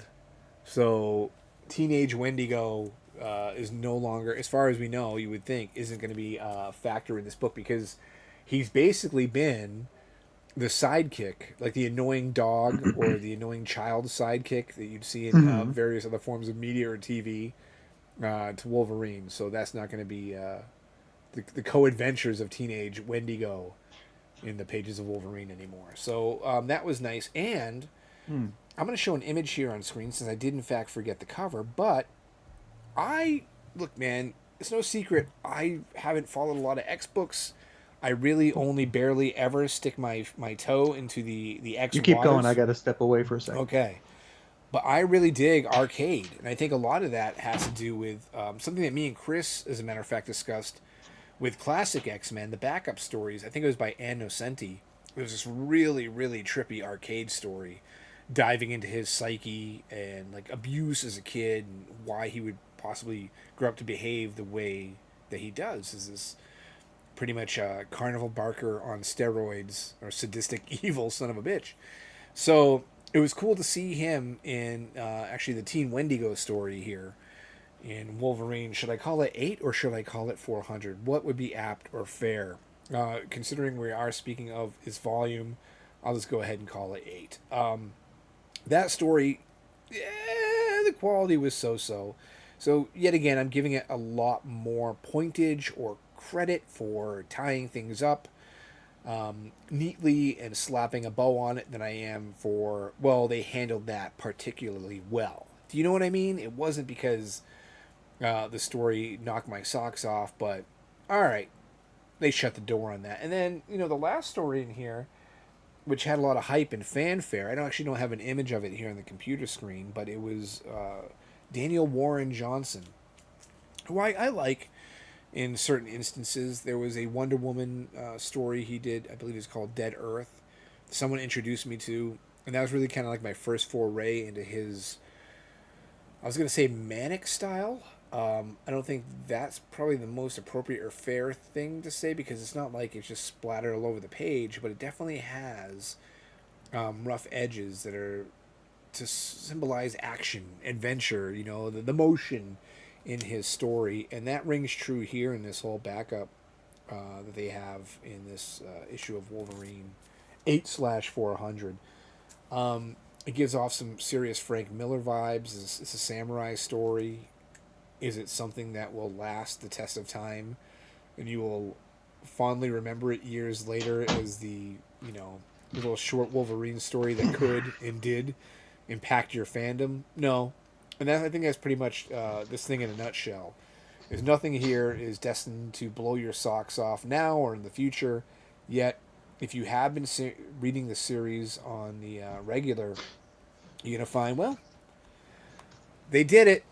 They did it. They topped off the beer with a nice head of foam, and they closed the door on some of the plot threads in Wolverine. So there you have There it. you And I go. just vamped long enough for Chris to go do what he needed to do before Yeah, he my came my back. wife went to the birthday party, so Oh, I think we both wifeless right yeah, now. my wife just went to church. Yeah, My son yeah. has strep throat, so he's in the other room. Oh, Yeah, playing video no games. You know what bueno. he's playing now is Monster Hunters something. It's a new one. Horizon I World, don't know. something It like cost that. me seventy Yeah, five bucks, so whatever it was. We'll call it Monster yeah. Hunters Expensive. Frontier. How's that sound? One of those. And then it's real quick. You woke me up with that water bottle. I was like, ooh. Got to do I it. was like your dog, like when Jim Valentino visits. And he comes and sits on your couch, and you just like, you're just like, hey, Jim, how's everything going? Ooh. Got Um, to burn the watch. so I did happen to read, and these aren't getting the full reviews real quick, but Aquaman number 4, and then World's Finest number 38. World's Finest number 38. The reason why I'm doing my used car salesman fast spiel on this. Is the first part of We Are Yesterday. It actually Okay. was okay. I think it helped that there was a fill-in artist on here, Clayton Henry, who's pretty good. Got a lot of Okay. smooth lines there, simplistic Sure. art, but it worked for this. And I Okay. really like his motions, how he makes the Flash look when he's moving. It's almost very old school Warner Brothers, like Roadrunner to me, and for some reason I dig it. And then Aquaman number 4. I need to go full screen on this because the cover is just freaking gorgeous, man. This is a beautiful cover. I love the contrast of colors here, the sea blues and the greens. That jumps off the shelf, Dude, and here's the thing. We get a little word in hot water and the image of him kissing or about to get a smoocherooski from a beautiful mer woman. The reason why I was citing Chris Yu with this is because this doesn't happen in the book. There is no hot water in the book. Listen, there's some, of course, it's a comic. There are some dangerous situations he's in. But the covers to Aquaman have truly been quite misleading. You know what I mean? Wherein it's very like, hey, like, look, the He looks like Darkseid. dude, exactly. But this cover is gorgeous. So for that reason alone, you want to grab it. Just don't look at it and There you go. this is totally going on page 7. It is not. This is not occurring. And So- what's that? Where do you sit on that book? Are you going to keep with it? Oh, definitely. And here's the reason why. And I said quick review, so this is turning into, and it dawned on me when I read this, a vehicle for John Timms to just showcase his art. Okay. The story isn't bad. Okay, I know Chris Yu said this is a no book. No, sir.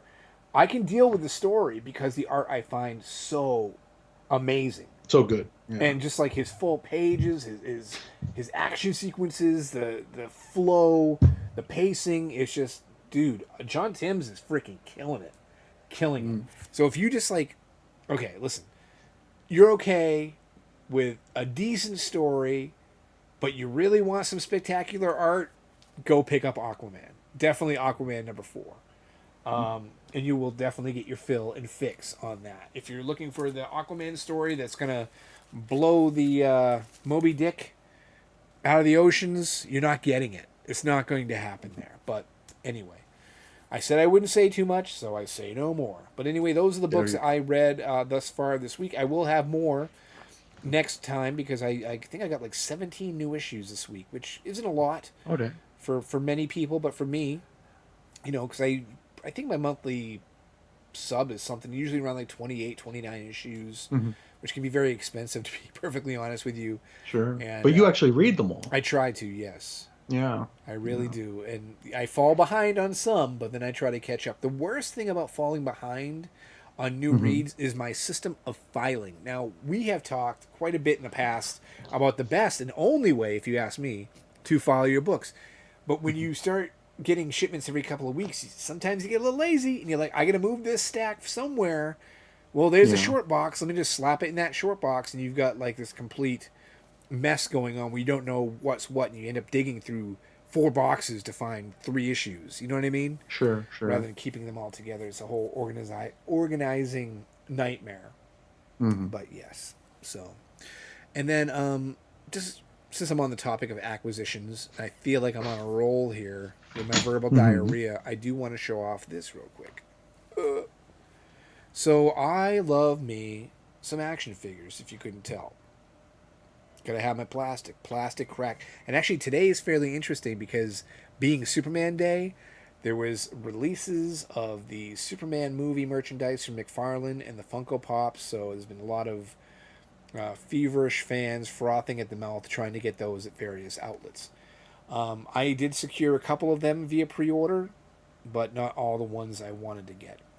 Maybe we'll talk about that later. What I'm here to talk about right now is my boy from Batman 1989. You know him as the Michael Keaton Batman from Tim Burton Batman. And, you know, despite the problems my friend Chris here has with the films, I completely understand it and I respect it. We both have said and cannot deny the lasting impact and power of the summer of 1989. Oh, for sure. And Batmania, and that has stuck with me for all these years. So when I do have an opportunity to kind of grab something that I would find, attractive, Batman 1989 related, I do my best to get it. This is actually a pretty cool fig. It does have an issue though, and I consider it a fairly big issue. Now, I don't know how well you can see this, Chris, on the computer screen here. Unfortunately, and you're yawning at it. Oh, that was not intentional. I've been Mhm. up since 3 in the morning. Okay. I'm sorry. All right. I like you, Michael Keaton. Okay. Not, a lot of people did not. There was petition signed, and I'm sure that was also in the Van. What's his name again? Van Nice. James Van Ice. Yeah, his book of Batmania. I'm sure it was detailed how many people signed that petition. But anyway, let me cue up a photo here of the reason why this is a action figure fail. Where are you, Image? I really suck at this. Hello. There we go. Now, closer look. And anybody who knows anything would realize Batman 89 could not move his neck to save his life.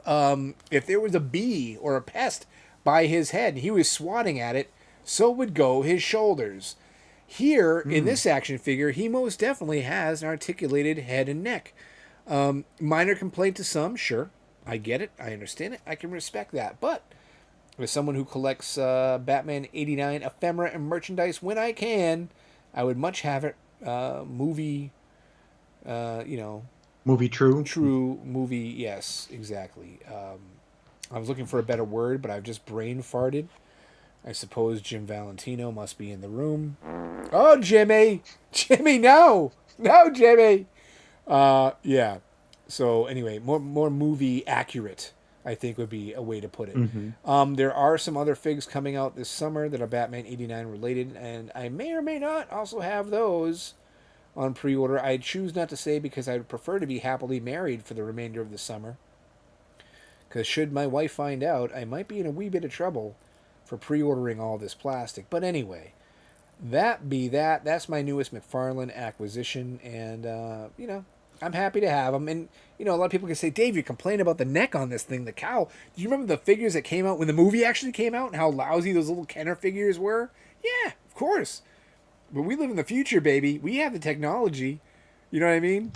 Those figures were also $3 each. Yeah, right, exactly. You go to KB Toys and spend $5, you get them. Go to Cheap John's. Yeah. Well, this one cost me like $23, I think it was. So, Golly. yeah. I got recommended. I don't know what I was watching on YouTube. I got recommended like these action figure channels. Oh. Where they were complaining about the Marvel Maximum line. Oh, yeah, that's some mucho They're like cheddar. $60. Yeah. For a crappy looking figure. Well, guess who's got? Well, the Spider-Man looks cool, but the Hulk one looks. You think it's crappy? It doesn't look $60. No. You're absolutely right, but I think it looks $10. Whoa.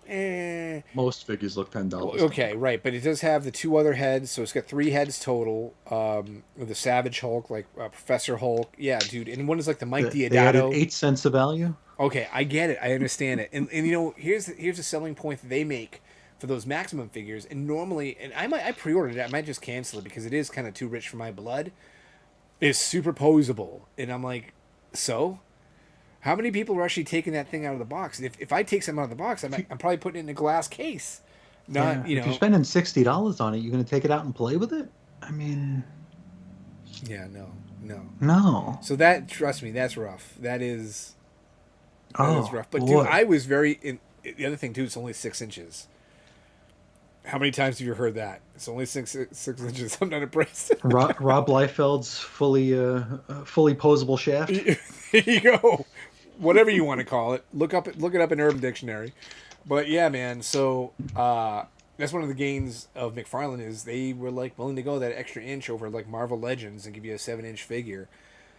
Even though Superman figures that I was saying kind of been hard to get today, looking at them, they're movie based. They're not the best looking as far as the articulation to the actor who's playing Superman. And to be perfectly honest with you, I love Metamorpho. We've talked about this on the show. Mm-hmm. Metamorpho is going to be in the movie. His action figure, like based on the film, it has me severely worried. I do not, no bueno. I do not like the way they're making Metamorpho look in this film. Huh. And I get making adjustments to fit a movie, changing some things up. So once you see it, and I don't know if you want to Google it now, they put him What in. am I looking up? Metamorpho and No, Superman? look up Metamorpho McFarlane Superman or something like that. Or Metamorpho Superman Marlin. McFarlane. And his apparel is the big issue I have there. DC Direct. No, that one looks No, no, no, cool. no, no. This one just got released, or it's not released. It's pre-ordered today. Oh, I think I see it. He's No, that's Superman himself. Metamorpho. Boy. I'll stop the suspense. He's wearing like shorts. Oh wait, here we go. Here we go. Oh, ew. Yeah, he's just wearing shorts, and it's like, okay, shorts, man. So in the movie, he must just be lounging around the house. What the hell was that movie? Powder? Yes, he does look like Powder. Yeah, Oh Lord, Powder. that's horrible. Yeah, he doesn't look very. I mean, listen, I mean, he could be Dead Man. I mean, that's terrible. my kid wants to go see the movie too, so I'm gonna be there like opening week. I'll never say opening day, but the first week. Oh, and I hate the articulation like at the rib cage. Oh yeah. Oh, that's horrible. Yeah, but for me, I wouldn't be taking him out of the box. I will tell you, I'm not pre-ordering it. If that fig ever comes on sale for like $12, $10, I'll grab it just to grab it, but I wouldn't spend more than that on it. Oh But we're boy. not enthralling the viewers right now since I have no images of it. We just have your reaction from Oh, looking on Google. the viewers can thank us for not showing an image of Okay. it. That looks like shit. Yeah, Oh not great. boy. Yeah, not great. But Mm. maybe seeing that and being such a turnoff for you, and then hearing my love of the Batman '89 fig, despite the fact its neck is just whack, you'll go out and buy your Batman figure, My Zuranar. Zur and R now, because Maybe. fill that little hole in your soul with some I plastic. have a brother. Zuranar shaped hole. Yeah, just fill it with some plastic. But anyway, that's all I got to say about that. Mm-hmm. So, Chris, conversation time. Let's have potpourri. yes, we teased it at the beginning of the show. So why don't we do that? Why don't we engage in some comic book related convo that just happened to pop out of your lovely melon on top of your neck there? Sure. What do you want to start with? You hit me with whatever you want to talk about. You are the guide on this one. I just Okay. spent all this time blabbering about my comic books and my action figures. You go, brother. Okay. Well, you sent me a link Mm. to a story not too long ago because Yes. one of your favorite, if not your favorite artist in current comics has announced another project. I don't know if this human being sleeps. I would assume not. No. He might be like twins. Maybe he's twins. Okay. You know, one sleeps all day, one sleeps all night. They just draw 24 hours a day. But Dan Mora's got a project, and it tickles the nostalgia bone because it comes out of the Elseworlds imprint. Mm-hmm. And you sent it to me, and it's another Batman story. Yes. It is. What do you want me to tell you? Yes, it is. Everything's going to be a Batman story. Everything has to be a Batman story. So, yeah.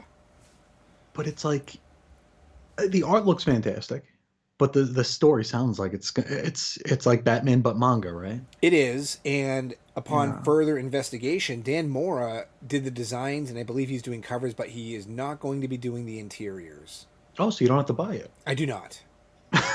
You're off the hook. I am officially off the hook because something I told you in private conversation was when all is said and done, someday, and my collecting era is over, possibly with my own life, someone's going to ask me who's your favorite artists of all time. And of course, there's going to be the standbys. I mean, Arthur Adams or Art Adams is going to be always at the top of the list for me.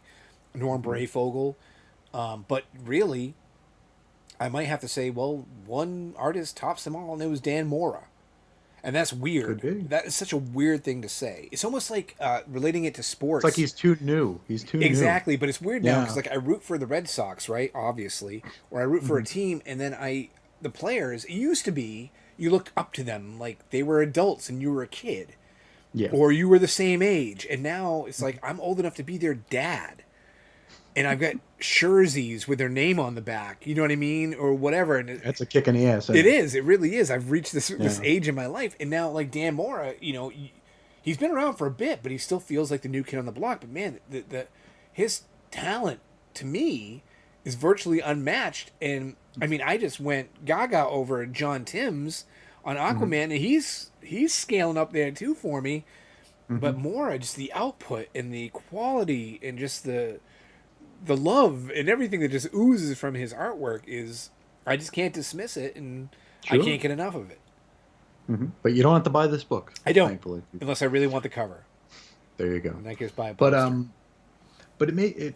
I think we both stopped and thought like, there's a big to do about the Elseworlds coming back, Sure. which it takes me back to 1995, 1996 when DC and Marvel were playing together, and it's like they could do anything.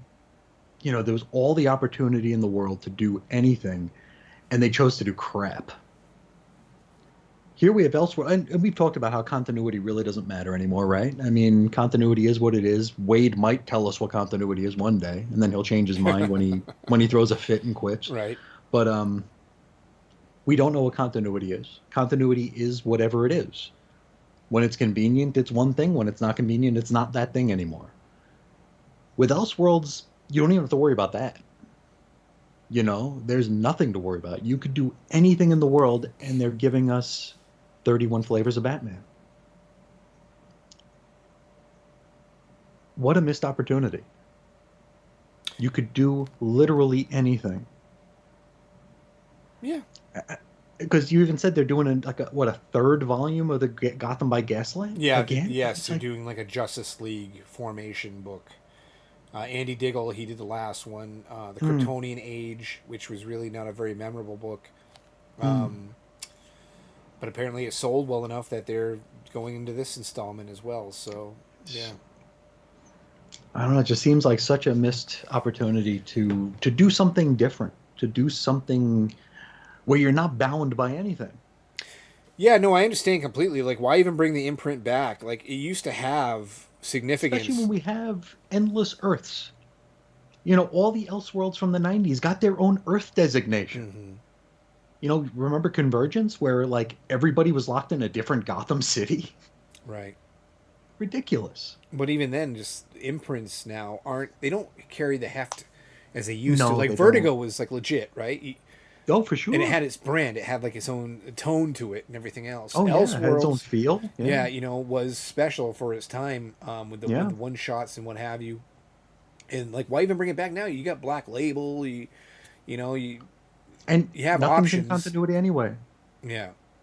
It's like what I said about the Absolute Universe. It's like, okay, this is a line in need of books. It's the same with Elseworlds. It's a line that's just in need of fill. And rather than actually try to do something outside the box, it's like, let's go back to Batman. And I love Batman. Clearly, I've got like 15 pounds of Batman on my desk right now. Right. But it's like, you could do anything. Yeah. And I mean, it's... If I was given an Elseworlds, it would be a Batman story, so I can't really talk. Really? I was just going to say like a Swamp Thing or Jonah Hex or like some of these, Mine's No Man's World. Oh. Nick Scratch taking over the entire world. Damn. That's a book nobody wants to see. Holy moly, mamma mia. One day. One day, maybe. No Man's World. No Man's World starring Nick Scratch. I'm sure there's one person out there patiently waiting. And his name is also Chris for that one. But, the thing is, man, I don't know, like, I see the point. It's like, okay, I think to bring the imprint back was to create a buzz about something, to get people excited about it, to sell books. That's the main motive for everything. And then they found themselves, okay, we did a couple of these series, like the DC Knights of Steel All Winter, which actually wasn't half bad. And then Batman stuff, the Kryptonian Age. All right, well, now we're sitting on our hands. We got the Elseworlds imprint back. We want to keep it rocking and rolling. What are we going to do with it? Well, the Batman thing sold well. Let's keep doing more Batman. Batman's going to sell. Batman's going to be what keeps the lights on for whatever editors or whoever, creatively is, situated and responsibility, or the responsibilities are Elseworlds. Let's keep doing it because, I just said off the top of my head, Swamp Thing, Jonah Hex. These are characters I happen to care about, but they're not the most popular characters. You do that, the books aren't going to sell. Elseworlds goes bye-bye. Again. But as you said, there's not a need for it. There isn't the need for it. And I mean, if you tell a good story, I mean, why did we stop trying to do that? You know, um, like, jump back to the '80s? Would Alan Moore's Swamp Thing sell today? Would it get like 5 issues and then go away? I don't know. Because, I mean, I'm sure it wasn't burning up sales charts back then compared to the mainstream stuff. No, but it had a lot of critical buzz. Of course. But because it was good. Oh, yes, it was excellent. You kidding me? Yeah. But, you know, I understand the point you're trying to make here. Here's the other thing, too. The returns are astronomically faster now than they were then. Mm-hmm. We'd have to wait months to see what the sales were on something. Sure. But, yeah, would it last 5 issues? Would it, like, a niche character in this weird little horror story, I use quotations horror story because ultimately I do believe it was a love story, would it last? And the answer is probably no. Yeah. Morrison's Doom Patrol, would that last? Right. You know, probably not. Animal Man? Probably not. You know, Don't know. But that's the other thing too, is like when you use Swamp Thing as a specific example, is like it was one of the bricks that built Vertigo, but it didn't start under Vertigo. It wasn't. No. You know what I mean? So later on, it got folded in. I mean, Sandman wasn't even born in Vertigo. You know what I mean? Yeah. It was just that vibe of, you know, that horror, you know, whatever. That was the thing. It was like you had your horror, your sci-fi, your gothic books, gothic romance books. Yeah, but like Swamp Thing was like a 2-time loser at that point, right? I mean, the Doom Patrol was a 2-time loser at that point. Well, Swamp Shade Thing, the Changing Man lost once. Swamp Thing only had one previous volume. Okay, I thought there was a gap in there. Okay, so what happened was with that, yes, so the first series, when it ended, he actually was in Challenges of the Unknown for like, I think it was like 4 issues and what have you. And actually at the end of that Swamp Thing series, that's all the stuff that got retconned because he had to deal with his brother. I think we've talked about this before on air even. By the way, that slurping noise was this, not me. But anyway, so Swamp Thing, when it got relaunched, it was Volume 2, and that was the Martin Pascoe, Thomas Yates stuff. Yeah. But that also had to coincide because they were the movie. Yes, you're finishing everything before I can say it. Take it away, Chris. It's all you, Bubsy.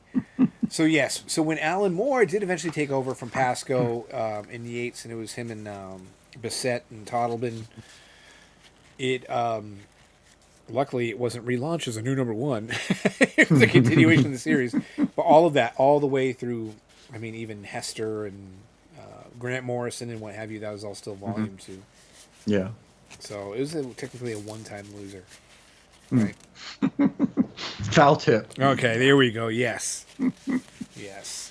But yeah, it's like I don't know. I would love for there to be a book out there that just got some critical buzz that was not Batman. Yeah. You know, just make something. Make the imprint special for something that is unique, because every line that DC has Batman. Yeah.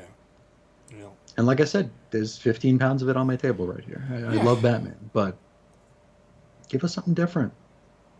Yeah, give us a reason to want Elseworlds other than Yeah. this is just the I what mean, if even Batman in print, you know? Yeah, it's like, what if Batman found a Green Lantern ring? Oh, great. Yeah. Okay. What if Batman was what if Superman's parents were killed in Crime Alley? Okay, great. You know, we've seen this stuff before. Right. Yeah, no. I just want something. And I mean, even if they got to steal from like Marvel's What If, do something like that. Like, this is probably a terrible example, but they did that What If Jason Todd Lived thing, which kind of sucked. It did suck. But it was interesting that they would try. You know, it's like, oh, this is something we have in the bin. Why not try it? Why not play it out? You know, Yeah. I think if DC would do stuff like that, they've got such a rich, untapped history. Like I was thinking earlier, what if after Superman died in 1992, he didn't come back? And you had to follow the Cyborg. The Cyborg is Superman, or the Eradicator is Superman. That'd be cool. That could be some. There could be some interesting stories there. You're right. And if You know, the that could be. Elseworlds, yeah, you know. It would be Elseworlds. Mm-hmm. Well, it's like when they did the that Dark Knight's Metal stuff. Mm. Ugh, But there you go. They're dipping their toes into this alternate universe, yada yada yada. And one of them was Death of Superman and Lois Oh, Lane, the Tales from the Dark Tales from the Multiverse Dark thing? Multiverse Yeah. thing. And I mean, that was something that you could conceivably think would be an Elseworld story, right? I mean, it Hmm. could work in that way or shape or form. Or, I mean, Those even one-shots were terrible. geez, yeah, yeah, but Oh, God, those were bad. yeah, but Yeah, I got the Judas Contract one. Oh, oh, did you God. get the Blue Beetle one? No. Okay, No, or I the have whole that. I have OMAC. the Yeah. No, I have the Judas one, and I have Nightfall, I think. Okay. Yeah, they were Well, both terrible. I think the point still stands of what you're making here, though, is we talk about terrible books. Okay, so you're just going to flood this label with Batman books, and that's the way it's going to be. So why does it need Hmm. to be around? I think Endpoint, it doesn't. You're making it basically as useless as it turned out to be, and I think reasonably so, because everybody just does what they want to do with It's continuity redundant. anyway, and we have Yeah, multiverses and everything else, so there's no need for that anymore. yeah, And it's a redundancy. how many times in the past did I shout from the mountaintop, everything now is an Elseworlds, everything now is a what if? What Hmm. is even going on here? So, do we need it? No. But, so stop buying it. Are you buying any of those books? Nope, Okay, there you go. And I take nope. it back. You can buy whatever the hell you Not want. You're until not No buying Man's those. World. Oh, yes. Coming next, what? What would be a good season for that, you think? 2038. 2030. Well, I didn't ask the year. I wanted a season, but I will Oh, take the year. season the fall. Okay. Yeah. Or curly fries. Okay, Hmm. wonderful. All right, well, I mean, we just basically put Elseworlds back into the ground and R.I.P. RIP and just patted it with a shovel. I was like, you're done, you son of a gun. So what else you got on the docket here, Guy? What are the um, questions you got for the great minds of comic reader fandom out there? I was going through a bin Mm, over the weekend. yes. This is something that just popped in my head. And I've talked about like when I find the magazine bins, Yes. like the fatter ones.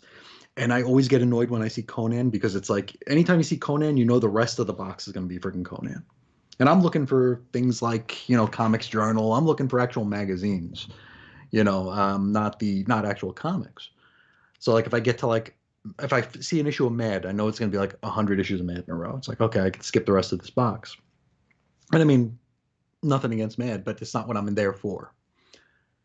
Now there's another reason why I have trouble with those boxes, and it's all the Black Label oversized crap. It's like I get excited when I see that weird shaped box because I'm thinking, oh, there could be some amazing heroes in there. There could be Comics Journal in there. There could be Comic Scene in there. All the weird stuff. And it's like, no, it's Waller versus the Justice League or something, Swamp or Thing Green Hell. Harleen. It's like, what is this crap? Superman versus Lobo. Oh God, dude. And like when you get to that, and it's like, okay, that's the rest of this box.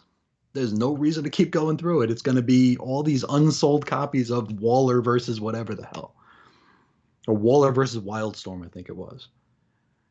And it's just another reason why those boxes have been ruined for me, unfortunately. And that's sad. It's It very is. sad, and for the reasons that I'm about to state. Because Mm. let's say I was on the hunt for, I don't know, old copies of National Geographic, because I like seeing artful photos of foreign boobies. There you Okay, but go. instead there's a bunch of Savage Sword of Conan in there. I'm like, woohoo! Yes, here we go. This is my jam. Or Mad, forget about it.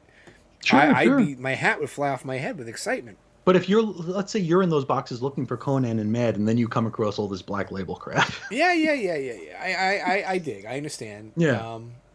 It was just Because those boxes used to be special. yes. Even when I'd run into the Conans and the Mads, it's like, okay, this is different. Mm-hmm. It's still special. But now it's like it's been ruined because I don't know who's buying these Black Label things. Apparently nobody. Because like they're on the rack the week of, and then they're in a box. I don't see anybody ever buying them or talking about them. I think the size is a problem. Oh, the size sucks. Yeah, the tabloid size, because people don't want to. Mhm. There's no storage for them. No, I've got this crap. Yeah, I tend to do Get that these? too. I slip them in my Yeah. Yeah, my whoop. bookshelf. Hello, Yeah, there it Butterfingers. goes. Yeah. You're so But yeah, rough they're with these just- books, man. Jeez Louise. I heard those things slap like you were playing the spoons. I own them. Okay. They don't own you. Think again, fool. Well, they kind of do. Yeah, think again. Yeah, I think the size is an issue. To kind of harp on Mark Waid again here, the death of Lex Luthor. I got the first issue of that, and that was a Black What was Label. that? Was that Black Label? Yeah, Okay. that was him and Brian Hitch, and there was like Widescreen. dude, there was a huge delay with issue 2, and I'm not sure if it was issue 2, issue 3, but it was just like solicited recently for coming out, and I'm like, I got issue 1 of that like a year ago. So what is going on here? Like, Widescreen takes a while. widescreen apparently does take a long time to produce, but dude, no, like, it's a hard enough sell as is, and then Sure. you throw in the lateness on top of it. I'm glad I canceled it. You know what I mean? So yeah. Now, speaking of size, and if size matters, something that is of particular interest to me in this month's solicits for July, they're doing a Superman Treasury edition by Dan Jurgens, and the artist is going to be you were just talking about the POV issue, Bruno Redondo. Thank you. Yeah. Is that the one that takes place in 1938? I don't think it Or is that does. something that's already out? I think that's something that's already out. Okay. You're making me turn to So I my know phone. Jurgens did something where it was like actually 1938. That was a Batman story I know he did. Oh, was it? Okay. Yeah, Okay. it was like the retro Batman thing. Mm. But anyway, the price tag on that ain't no joke, and it's only 80 pages. Okay. I believe. Well, the treasuries are ridiculously priced. Right. I believe before discounts for guys like us who do the mail order, it's like a $14.99 book. I was going to say $15. Yeah. But I don't fear it yet again because I get my 35% off. Which you're the mathematician. You tell me how much I'm paying for it. But it's money. But let's say it's $9, $10. You know what? I'm thinking, well, I'm going to buy the Superman Treasury written by Dan Jurgens, who I think is fantastic. Sure. And I'm not buying or not spending my $9 on like a stupid summer anthology or Fartacular or something. You know what I mean? Days of summer. Yeah, whatever the case may be there. So it's I know what you did last crisis. Yeah, but trust me, man. When I'm thinking about it, I'm like, well, I'm gonna have to find a place amongst my Mads and my Savage Sword of Conans for this. Yeah. Titan with their Savage Sword of Conan. Because Marvel didn't do this. They released Savage Sword of Conan, and it was regular comic size. Regular size. And regular trim. You can't do that. You can't do that. And I've credited Titan quite a bit with understanding the assignment by making this black and white and tabloid size. So, luckily I got, this file cabinet here. Let me see if I can knock on it. Hello. It's not very hollow. It's full of books. And the bottom one is full of my tabloid stuff. So, I got options, baby, and I use them. There you go. So yeah, will you purchase the Treasury edition book this? Probably not. Really? How come? Probably not. Huh? It's the Jerks. Don't know. And they're not fun to read. True. I mean, we talked about how hard it is to read omnibuses and Yes. hardcovers. It's like those tabloid ones they suck to read. I did a post on the tabloid-sized Bible that I think it was it Joe Kubert? Might have been Joe Kubert who did it back in the 70s. And it was ridiculous to read. Yeah. It was just like it's just a very inconvenient. I don't know what the point of it is. It's very inconvenient. I think they were just like Christmas gifts, right? It's like, here's a big thing for you. But they're horrendous to read. I don't think it would be a good time. I think part of it for me too is, do I think I will see them in the wild later at a significant discount? I don't feel very confident about that. Maybe too because of like, if you went to a half price books or some place maybe that's not super specialty in the comics, like where are they going to store them, right? So they're going to be jammed into some magazine rack and torn Probably to bits, or damaged and read 1,000 times. So I don't know, man. I might. I mean, you'll hear it here first, folks. If I decide to sub is this thing in continuity? I didn't read a whole hell of a lot about it. I just saw the creators, and yet again, when I see Dan Jurgens, I tend to go, well, here. I like Jurgens a lot. Here's a guy who loves his Superman. I got faith when he does some Superman stuff. So let me look that up. Yeah. He's the only comics pro I've taken a picture with. That you will not share. Yeah, because I was 100 pounds heavier. Who gives a crap? Come on. Where is is it here?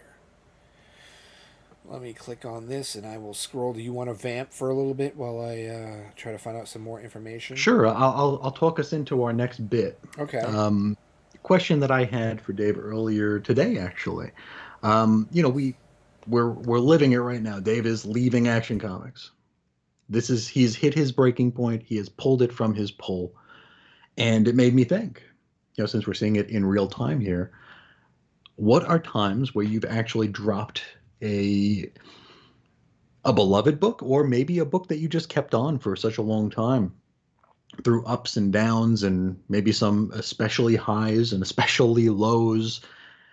What was the thing? What was that last straw? What was your breaking point? What made you actually take it off your pull, or leave it on the shelf, or put it back on the shelf after you picked it up? What was that thing, and what books were they? And I had a few examples in my mind. And we mentioned Spider-Man earlier. I stuck with Spider-Man for most of my adult life. I actually dipped my toe in as a collector for the first time during the Clone stuff, because my money was spent on X-Men stuff, so I didn't really have much discretionary money to experiment. Because if I had an extra couple of bucks, I was probably jumping into the back issue bins and pulling an issue of like Louise Simonson's X Factor out instead of a new book. And the books were very labyrinthine back then, so if you picked up an issue of Spider-Man, God only knows what kind of story you were going to get. Or if it was going to be a story you could follow, or a story that you knew where it was going to go, you knew where the next part was going to be, if it was ever going to be referenced again. So I really wasn't too keen on Spider-Man back then. And I started collecting in earnest at the end of the Clone Saga, when everything was supposed to go back to normal. And it did for a bit until Byrne and Mackie came on and did what they did. And that was terrible, but I stayed on. From there, we got Straczynski, and that was really good, and I stayed on that the whole time. We get a brand new day and one more day. I stayed on after that. I stayed on with Slott. I stayed on for, golly, until the end of Marvel Legacy, when Nick Spencer came on. Did you read any of Nick Spencer's Amazing? I did. Just little bits and pieces. I didn't read it like concurrent or when it was coming out. And I remember, just to jump in on that real quick, was the big deal with him was like the social media suit and stuff, and all the uproar about him, kind of being updated to this modern age where kids are addicted to TikTok. And listen, man, I'm going to say this. Where I work, I have written out essentially a manifesto of what people need to do. And the fact that people look at this and still don't understand what the hell is going on, at first, like, shade, I'm thinking, well, maybe I wrote it too complicated. Maybe it's just too much for one person to, like, fully, digest. And I was like, no, I don't think so. I think this is pretty much written like Dan Slott would write a Superman story. The real problem, but it would take them more than 5 seconds to read. Well, the real problem here is kids, unless you give them a QR code and it links to like a TikTok instructional video, they reading things is the way of the past, man. So I only say this because there are times when you might look at something like, oh, look at what Nick Spencer's doing to frickin' Spider-Man with stupid high-tech. I didn't even get that far. All right, I'm just making grunt noises to make grunt noise. I am discontented. But anyway, you go, well, it makes sense. He's Spider-Man isn't 46 years old. Spider-Man's still essentially in his 20s or whatever. So but you know what, I'm not a huge fan of Nick Spencer, but I like some of Nick Spencer's stuff.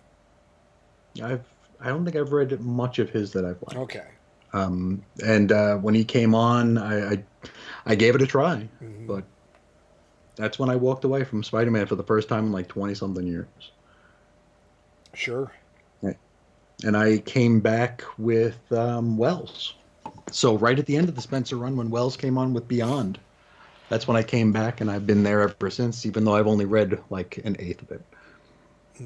But I didn't even feel like I needed to own those Spencer issues, which is a big deal for an idiot like me. Sure. I've got tons of stuff I don't read that I still buy, and I couldn't even bring myself to buy that. Yeah. So what say you? Do you have any examples of breaking points? Well, the most infamous one, I have The detailed Hulk. the Hulk, the one that I detailed on this very program and every podcast and every outlet we've ever used to talk about comics together, and even solo ventures I've had. I've talked about how Jeff Loeb and his multiple colored Hulk saga, and essentially later down the road, like the Hulk wasn't even in his own book, No. but the multicolored Hulk thing drove me mad to the point where I was like, how can I affect what I want to see in a Hulk book? The only thing that made sense to me logically was, Dave, close your wallet. Stop paying for something, and Yeah. the multi-million-dollar corporation might finally say, hey, wait, They're gonna wake up. even though I'm just merely, not even dander on the dollars and cents of what make up the Sure. sales of the Hulk. And ultimately, it did no good in the long run, because I still don't have a Hulk book that I am very interested in reading.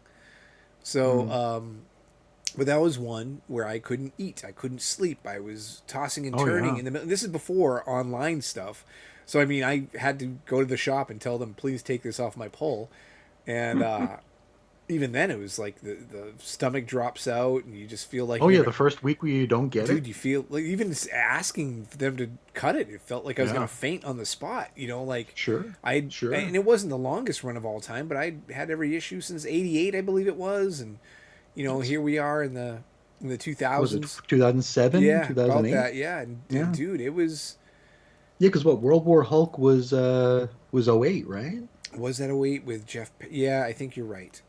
Yeah. But actually the World War And Hulk Loeb stuff came after that. was it after or was it before Loeb?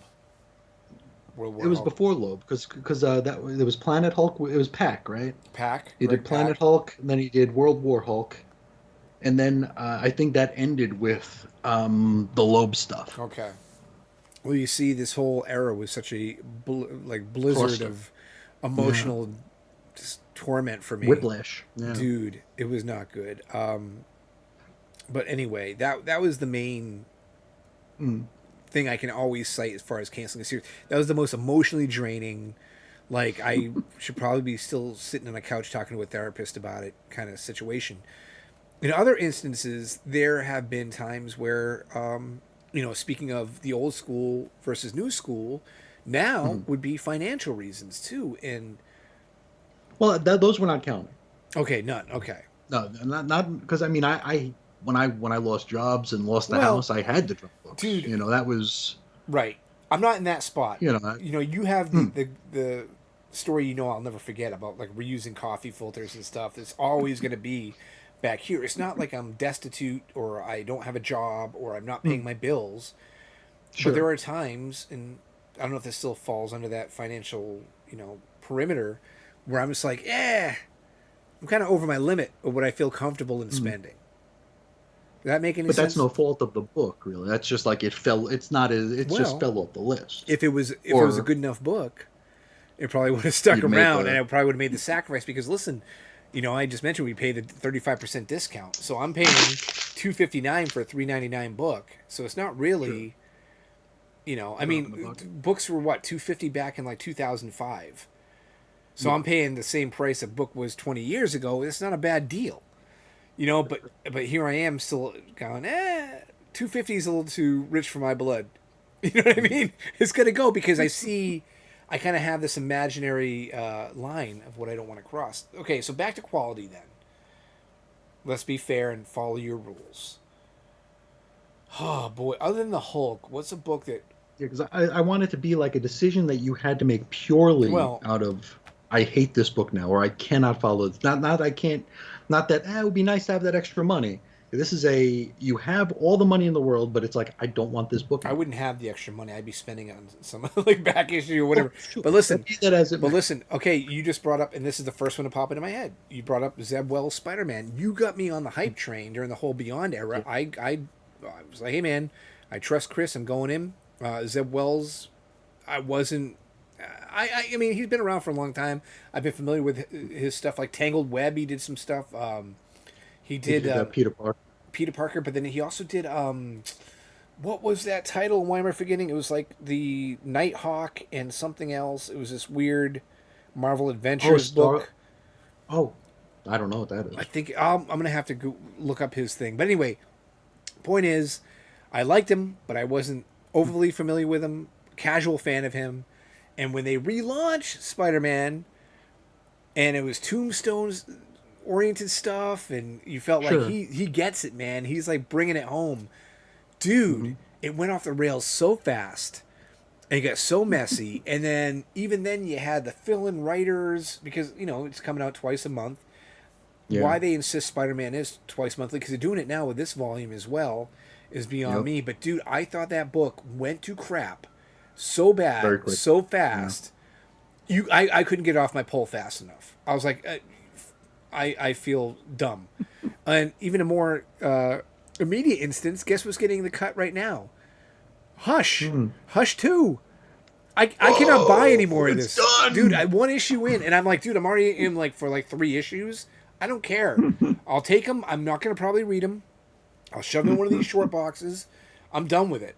I will sub, Done deal. dude. I will sub when Matt Fraction does Batman. Fraction. Yeah. I'll go for it. But dude, this Hush thing, that first issue turned me off like nobody's business. In the past, since I'm rambling here, killed a lot of brain cells in my day. But like my heyday of collecting would have been the early 2000s. Sure. What was I subbing to where I was like, yeah, like Alpha Flight or something, where I was like, this just isn't for me. Yeah, I'm gonna have to think about that one a little bit more, flesh it out. Mm-hmm. But I think I gave you a few good examples there. No? Yeah. Okay. Yeah, no, for sure. Yeah. Sure. Now, have you ever read, I bet you haven't, because you've only read like one Krakoa era story, right? You only read that crappy Amazing Nightcrawler, right? Yes. There's another one, Yeah. man. Thank God I did not sub to that. Thank goodness for Chef Boyardee, because there was another bait and switch. I did. You But poor there is bastard. there is a story in the Krakoan era that I would recommend to you. Oh, And it is Zeb Wells. It's why I got so excited for him taking on Spider-Man. It was a series called Hellions. oh yes, you did mention you enjoyed that quite a bit. Oh God, that was the best book of the entire line. Looking back at the entire Krakoan era, that was the best book that Marvel was putting out at that point. It was fantastic, and it has a very Peter David X Factor feel to it. Right on. So I think you would dig it. If you find, I'm sure you can find it cheap. If you find it, I would recommend checking it out. I will keep my peepers peeled. I mean, hey, I'm heading out for Free Comic Book Day. There you And, go. I mean, it comes a time in everybody's life, and I'm sure you've been there many, many times, and maybe some of the viewers have as well, that you've completed a lot of hunts. And you need something new to dig for. You need a new one. You need a new one. Yeah. So, Hellions, Zeb Wells, I will add that to my list of... It's wonderful. I'm even at a point now where I'm like... That book almost brought me to tears on the air. Oh, That's how good it was. great. Phenomenal. Well, not great that you wanted to cry, but great that it was that good. That the story was just ridiculous. Real good. I was gonna say Yeah. real quick. Sometimes when I go hunting, I'll buy things I already own because they're cheap, and I'm like for example, like if I see Adventures of Superman, Jerry Ordway stuff, I already got 2 copies of this, but whatever. They want 75 cents or $1 for it. Of course, I'm gonna bring it home. I'm a selfish prick. There you go. I'm trying to think about. I mean, I've told the story of me leaving the X books during the gold, yellow, with the gold and blue and black and red era. That was horrendous. And that was one like you with Hulk, where it was Painful. losing sleep. Yeah, like I remember when my first box came from DCBS without any X-Men stuff in it. Yeah. And it just, I was sick. It changes you too.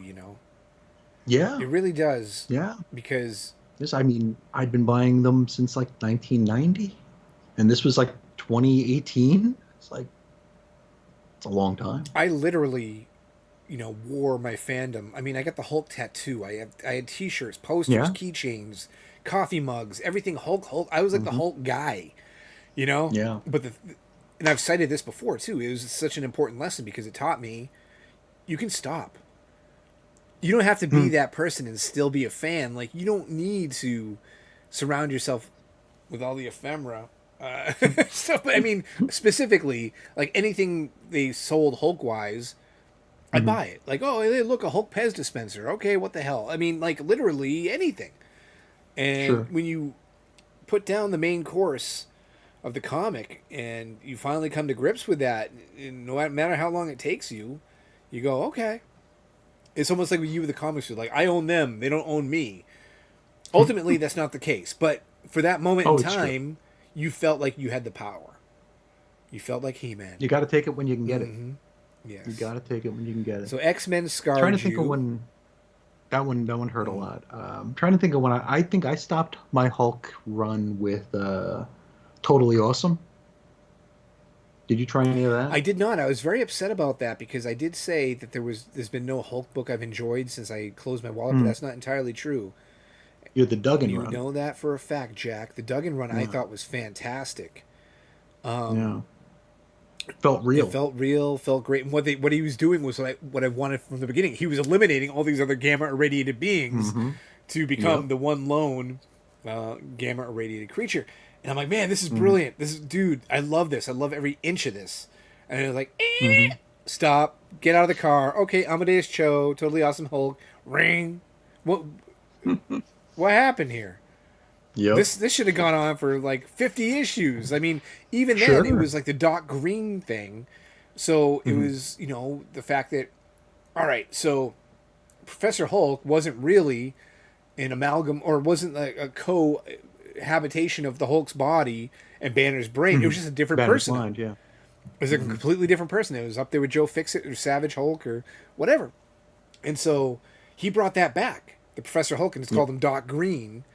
And I was like, I could read these stories about Doc Green until the cows come home. Let's do it. Sure. Let's do it, Marvel. I'm in. And then that's when they just abruptly, and I want to say, how many issues that go for? Like 12?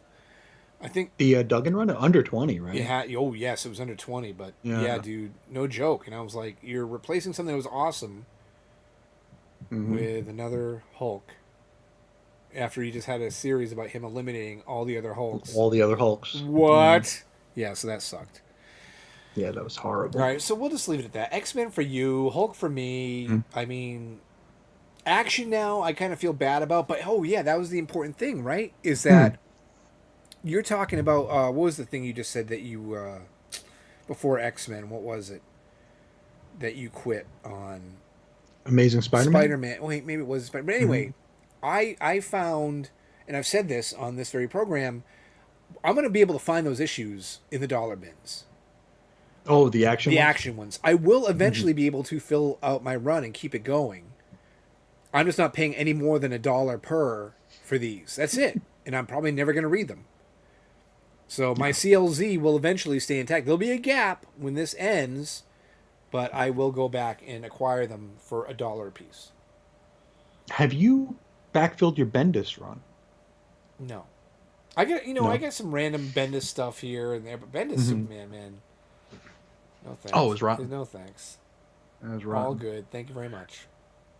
So yeah. Yeah, I decided a couple of months ago I wanted to actually give it the old college try. Uh-huh. And I made it one issue in, and I was like, oh, this is not good. And it's like I didn't even want to, I didn't want to not like it because I thought that would be like a cliche to not like it. But oh man, it's not good.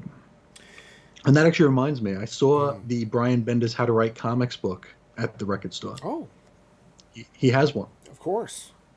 Yeah, that I thought would be like a Post-it note that said like, Okay. put all the most popular characters on a team, reveal all their secret identities, kill them, and bring them back. I thought that would be it. Well, I got some bad news for you, buddy boy. Okay. So we have talked a lot about a team of superheroes being this completely bizarre concept for us that we can't quite grasp or get our hands around, right? With the new Summer of Superman special, they are really pushing that team back into the forefront, and it just sparked my memory because you're talking about Bendis, and Bendis tried doing it too with Checkmate? Legion of Superheroes. Oh, that's right. You mentioned the Legion. Yeah. The Legion of Superheroes, baby. They're, and here's the thing. It's even like Doomsday Clock. Like, everybody's always trying to push a Legion of Superheroes down your throat. And it doesn't work. I understand the origins. Yeah. I understand the intent. I understand the importance in comic book history and lore. But The people who want it aren't buying comics no, anymore, by and no. large. So, yes. Yeah. I would like to get in Bada Babble because I did just get a text from my wife saying, "Are we going to eat? Or are we going to hang out? Or what's going on here?" So I do have to spend time with my Oh, lovely. But listen, I still got some time. I'm just letting you know these are the conversations I have. So when I'm looking down, I'm getting chastised by my wife, but fair not enough. fully chastised. Only like a quarter chastised. You know what I mean? That I do want to works. follow up though on the Superman Treasury thing because I did in fact look it up. Oh, good. And Dan Jurgens, Bruno Redondo, as I said, and the summary of the issue is when a vicious armada of extraterrestrial extremists launches an all out invasion of Earth, only Superman can stand in the way of total annihilation. But there's something different about this attack. It's deadly from both without and within. To which Dan Jurgens states, since Superman is the cornerstone on which our entire industry is built, the term Treasury Size Edition seems to be the perfect vehicle for him. As a kid, the term Treasury Edition meant it was sure to be a special project and one that I just had to have. From the very start, most of those projects focused on Superman. Superman vs. the Amazing Spider-Man, Superman Shazam, Superman Wonder Woman, and one of the best comic projects ever, Superman vs. Muhammad Ali. So there you go. He's jacked. He's ready to go. He wants to give you. Fair enough. He wants to treasurize you immediately, and with complete and reckless abandon, With no reservation. no reservation whatsoever. I hope you're ready to get freaking treasurized. So, speaking of treasures or national treasures, at least, we do have the member of the show who likes to write in every week and tell us his opinions on what we've been discussing and you know how wrong we Absolutely. are generally. Often. Yes, often. Yes, I can't speak now because I'm looking up graphics. Often and early. There we go. That works too. And those would be the correspondence of a man named Chris Yu. So, what do you say to? That was your lamp. That was my It lamp. sounded like you were torturing a dog. No, But no, it's a anyway, very old lamp. okay, well, it survived the test of time.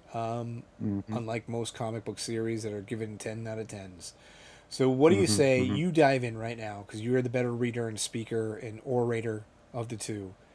And, I don't know about and that, let but us know. I'll give it a try. Let us know what Chris Yu has to say to us this week. He says, no preamble this time out, so let's just get to it. I will confess that the Martian Manhunter is my second favorite DC character right behind Dick Grayson.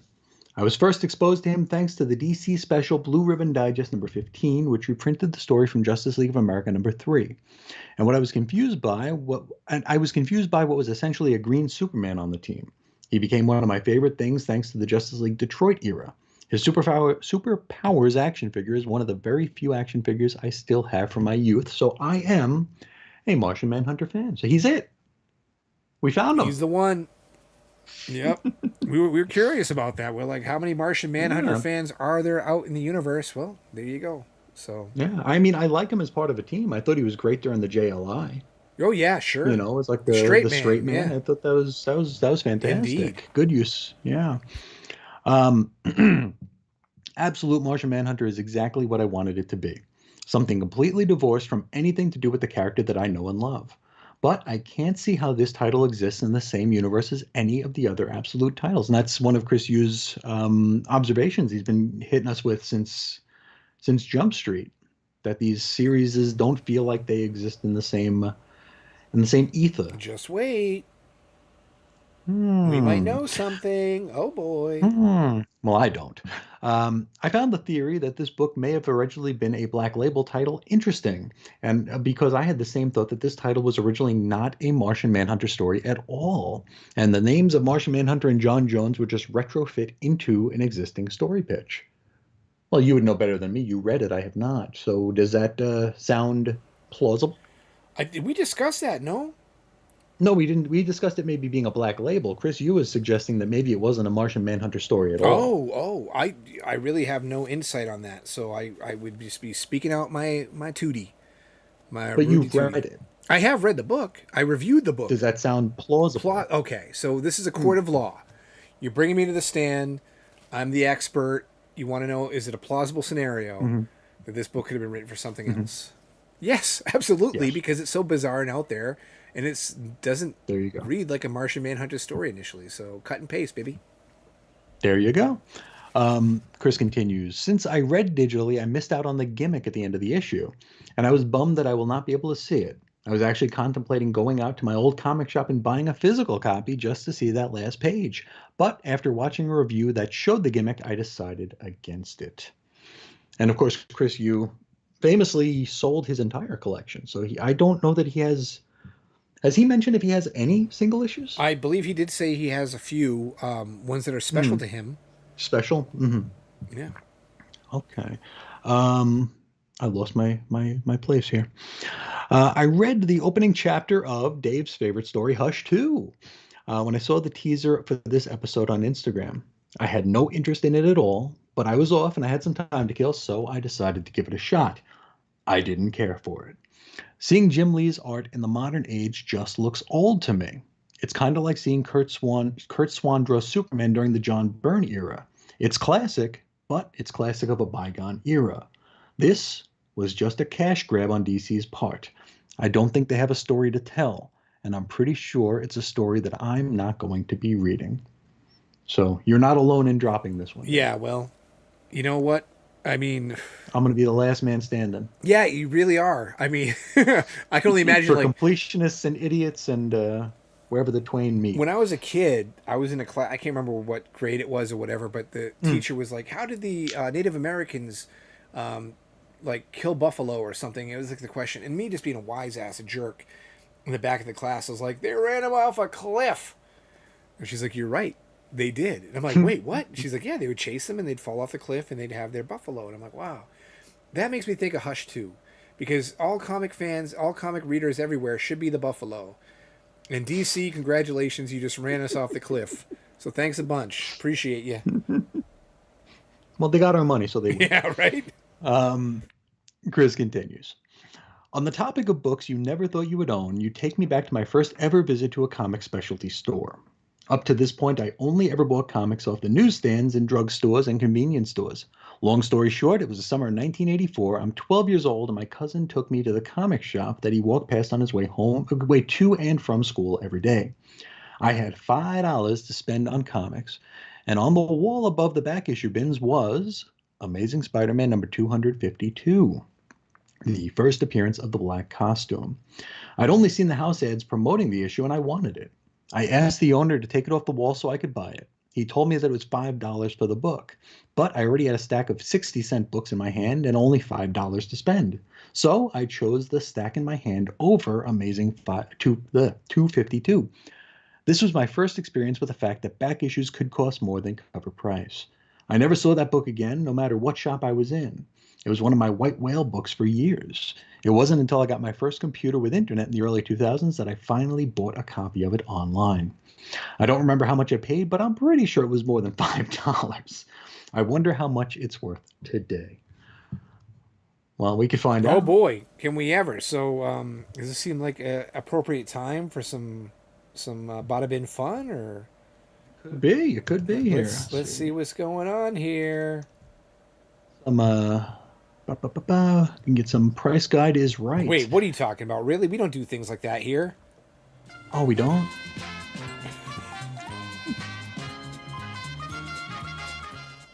All right, so what do you got?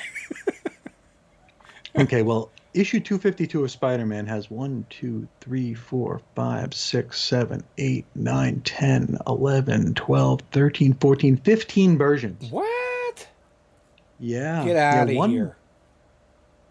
One that is the Niagara Falls variant. Huh. That has... Oh, it's ugly. Wow, that is ugly. Came out in 2007. But the original one, the original one here, and oh, they put the variant for the barcode. Crazy. All right. I'll give you $25 either end. Ooh, that's quite the buffer. $25 either which way. Well, I'm gonna say $75. Low. I'm low.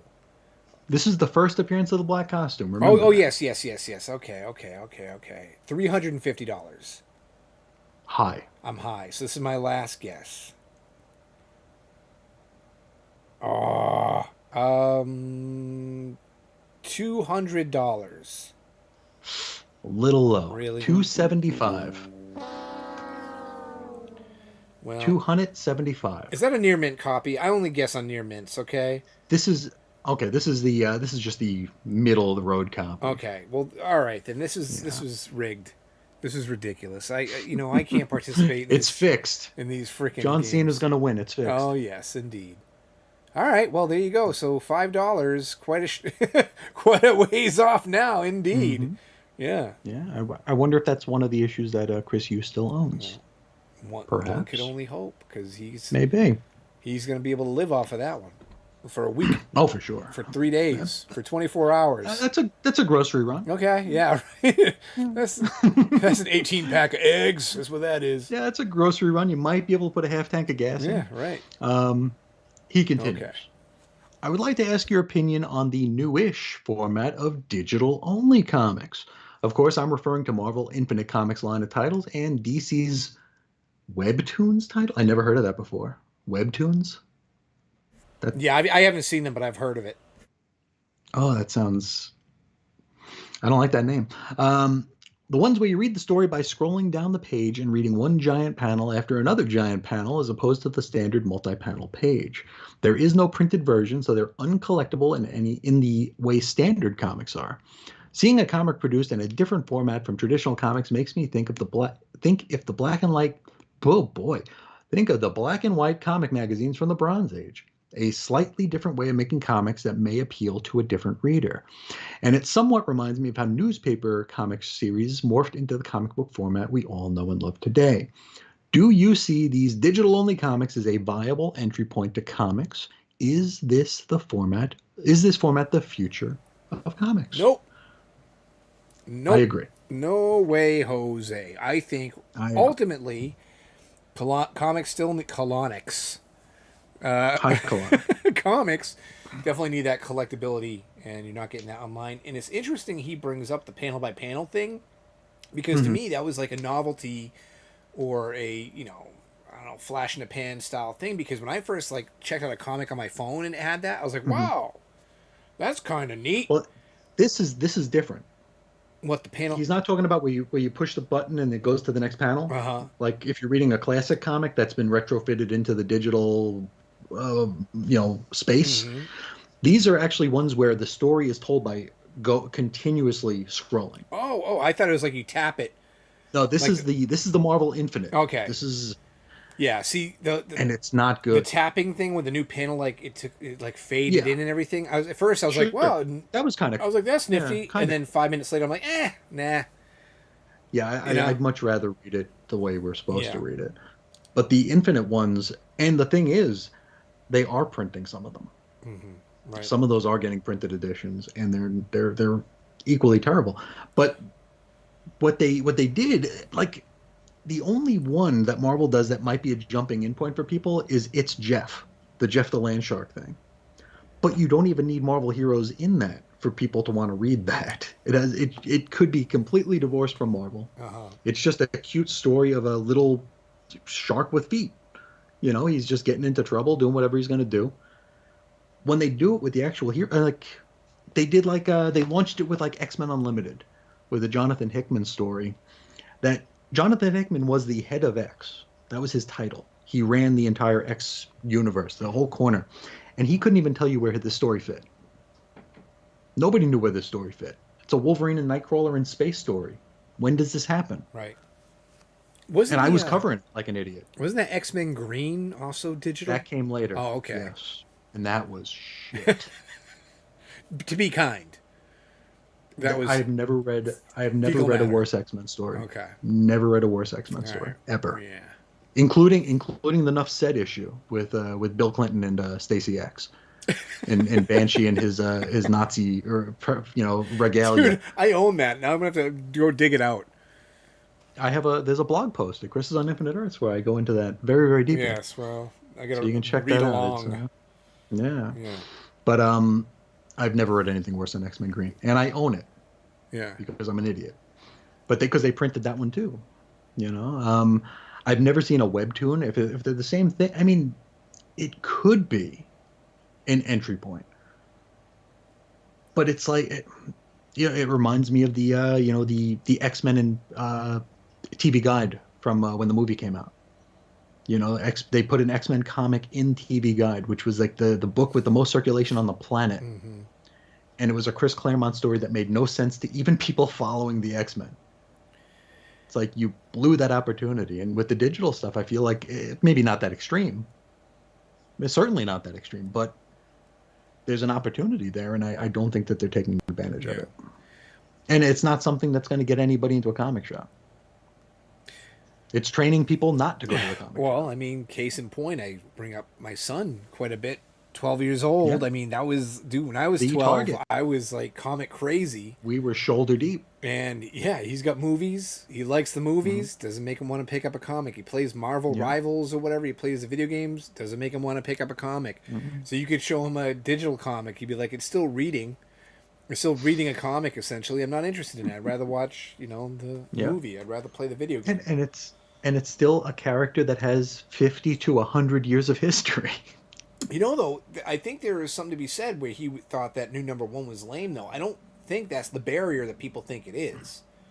I really don't. I mean, I think that's like a manufactured... Oh, the history, you mean? Yeah, like jumping in. Oh, absolutely. I mean, absolutely. We jumped in. It's something I love. It's something I look back on fondly that I can't stop talking about, apparently, is how great that was. And it inspired you to go back and find out more, or learn and read and kind of get more involved and everything else. And we didn't have Wikipedia back then. Exactly.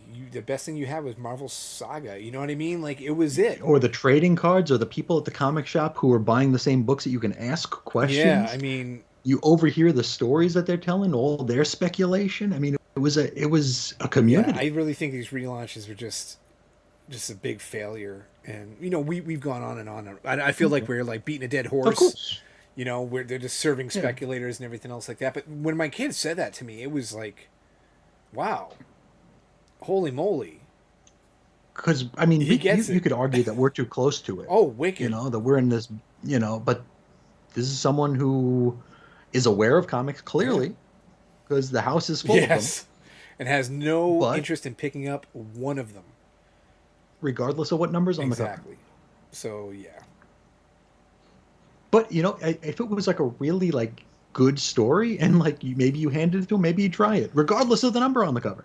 That's a great point, because if okay, right now, my kid doesn't like comics. What could I do? What book would I give him, knowing his interests, knowing his attitude and who he is as a human being? Hell, I created him. What book would I give him as that one shot across the bow? Like, this is the one that's gonna either get you into it, or I can just completely forget about it. And I don't know. I really don't know off the top of my head. When he was born, I went out and bought like a full set of freaking New Warriors comics, thinking someday he'd experience the same joys I did when I was his age now, 12 years old. Sure. Reading this crummy New Warriors book. Great. Wait, listen, that got me into some hot water. Not as much hot water as Arthur Curry here, but it definitely got me into some hot water. But yeah, that book sucks, man. I don't know what the hell I was thinking, but yet again, nostalgia makes. But it taught you about it taught you what a modem was. Yes, the modem was very important. I still don't know what the hell a modem is. You kidding me? Yeah. All right, but Chris continues, right? He actually wraps up with, "I'm counting down the days till the Badaversary episode." Which we're like 2 weeks away. I've got nothing planned thus far. So if any suggestions are out there, badabinshow@gmail.com. I mean, other than like just lowering you via crane into a tub full of strawberry preserves or whatever. It's true. Puree. It's true. We got nothing else cooking, baby. There's nothing else planned. So, you need to buy some goggles. But other than that, we'll have to wait and see. And the nose plug, yeah. Well, no, that's essential. No, then it's got to go in the nose. The orifices must be filled. Got to be open. Make sure that it's a true, legit allergy, okay? I'm sorry to break it to you, but yeah, yes. And if you get into that tub of strawberry preserves with Jim Valentino, you know what you're gonna see, don't you? bubbles. No. That thing's gonna be bubbling hotter than a freaking a vat full of lava. That's what that's gonna be. Anyway, so Chris ended up wrapping up 2 weeks. We get 2 weeks until the anniversary. Exciting, fantastic take. stuff. Yes, wonderful. Make sure we do something. I don't know. We'll figure. What is today? The 18th. So yeah, it is it's 3 Mondays from now, or 3 Tuesdays. It's the day after Cinco de Mayo. That's right. Okay. 3 Tuesdays. There we go. Maybe we can do some Cinco de Mayo trivia. Perhaps. You know, something. I don't know. We'll think of something. I you know me. I randomly text you like stuff. Oh, I got an idea for this or whatever, and then I send you songs about Jim Valentino farting, and you're like, I don't know, man. I don't know. I'm like, well, we could. I don't know if we want to go all. Yeah, the way. yeah. You said that. I'm like, well, we could nix a couple farts, and then you were like quiet, and I'm like, he doesn't like this entire thing. He hates this thing. Like seriously, man. I got the temperature of the room. I was like, yeah, this is no good. And you know, It was before or after Valentino walked in. The temperature yeah, changed. exactly. And listen, man. I didn't put like tons of effort into it, but enough where I was like, that's a bummer. You know, I thought it was funny. I thought it was great. It's too bad he doesn't like it. But by Jove. Damn it! You I found a way. Life finds and I didn't a way. use it the way I intended to use it, but yeah. So you know. But I do think we're overdue for a bright spot, sweet spot, whatever we used to Sweet call spot. it. I think we are overdue. Yes, for that. definitely. I think our cynicism can get the best of Yes. us. Because we're very passionate people. Indeed. And we would like things to, you know, we like things to just be good. So that isn't to say that things aren't good. So we can focus on that Actually, in the coming weeks. you know what I did recently because I got them for super duper cheap. Is we often have talked about John Byrne's Return to Superman and how lousy it was. I picked up the first few issues. That's with Gail Simone writing, yeah, right? and Nelson on inks. So it's definitely a little Nelson. That's the inker credited to the first couple issues. And interestingly enough, the first issue of that is the last of the DC Bullet on the corner. So before the swoosh. before the swoosh. So I intend on reading those, getting refreshed on them because it's been a good long time since I read any of that era of action. And reporting back to you on my findings. So maybe that's going to be an anniversary idea too. Who knows? The Could sky's be. the limit. You know what I mean? Mm-hmm.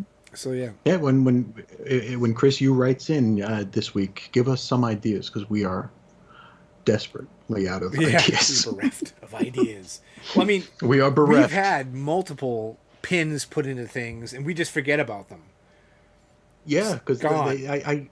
I was trying to earlier this week. I was thinking like we always said, put a pin in it, and I can't remember a single thing that we put pins in. I know we suck at that.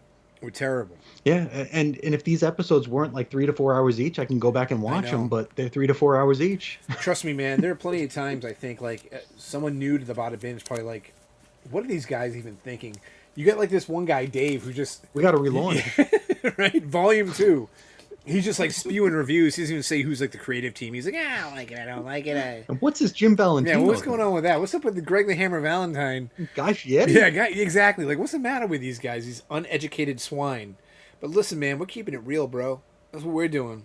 We're keeping it legit and What we real, do. 24/7, Till we do. 7 days a week, including holidays. So there you go.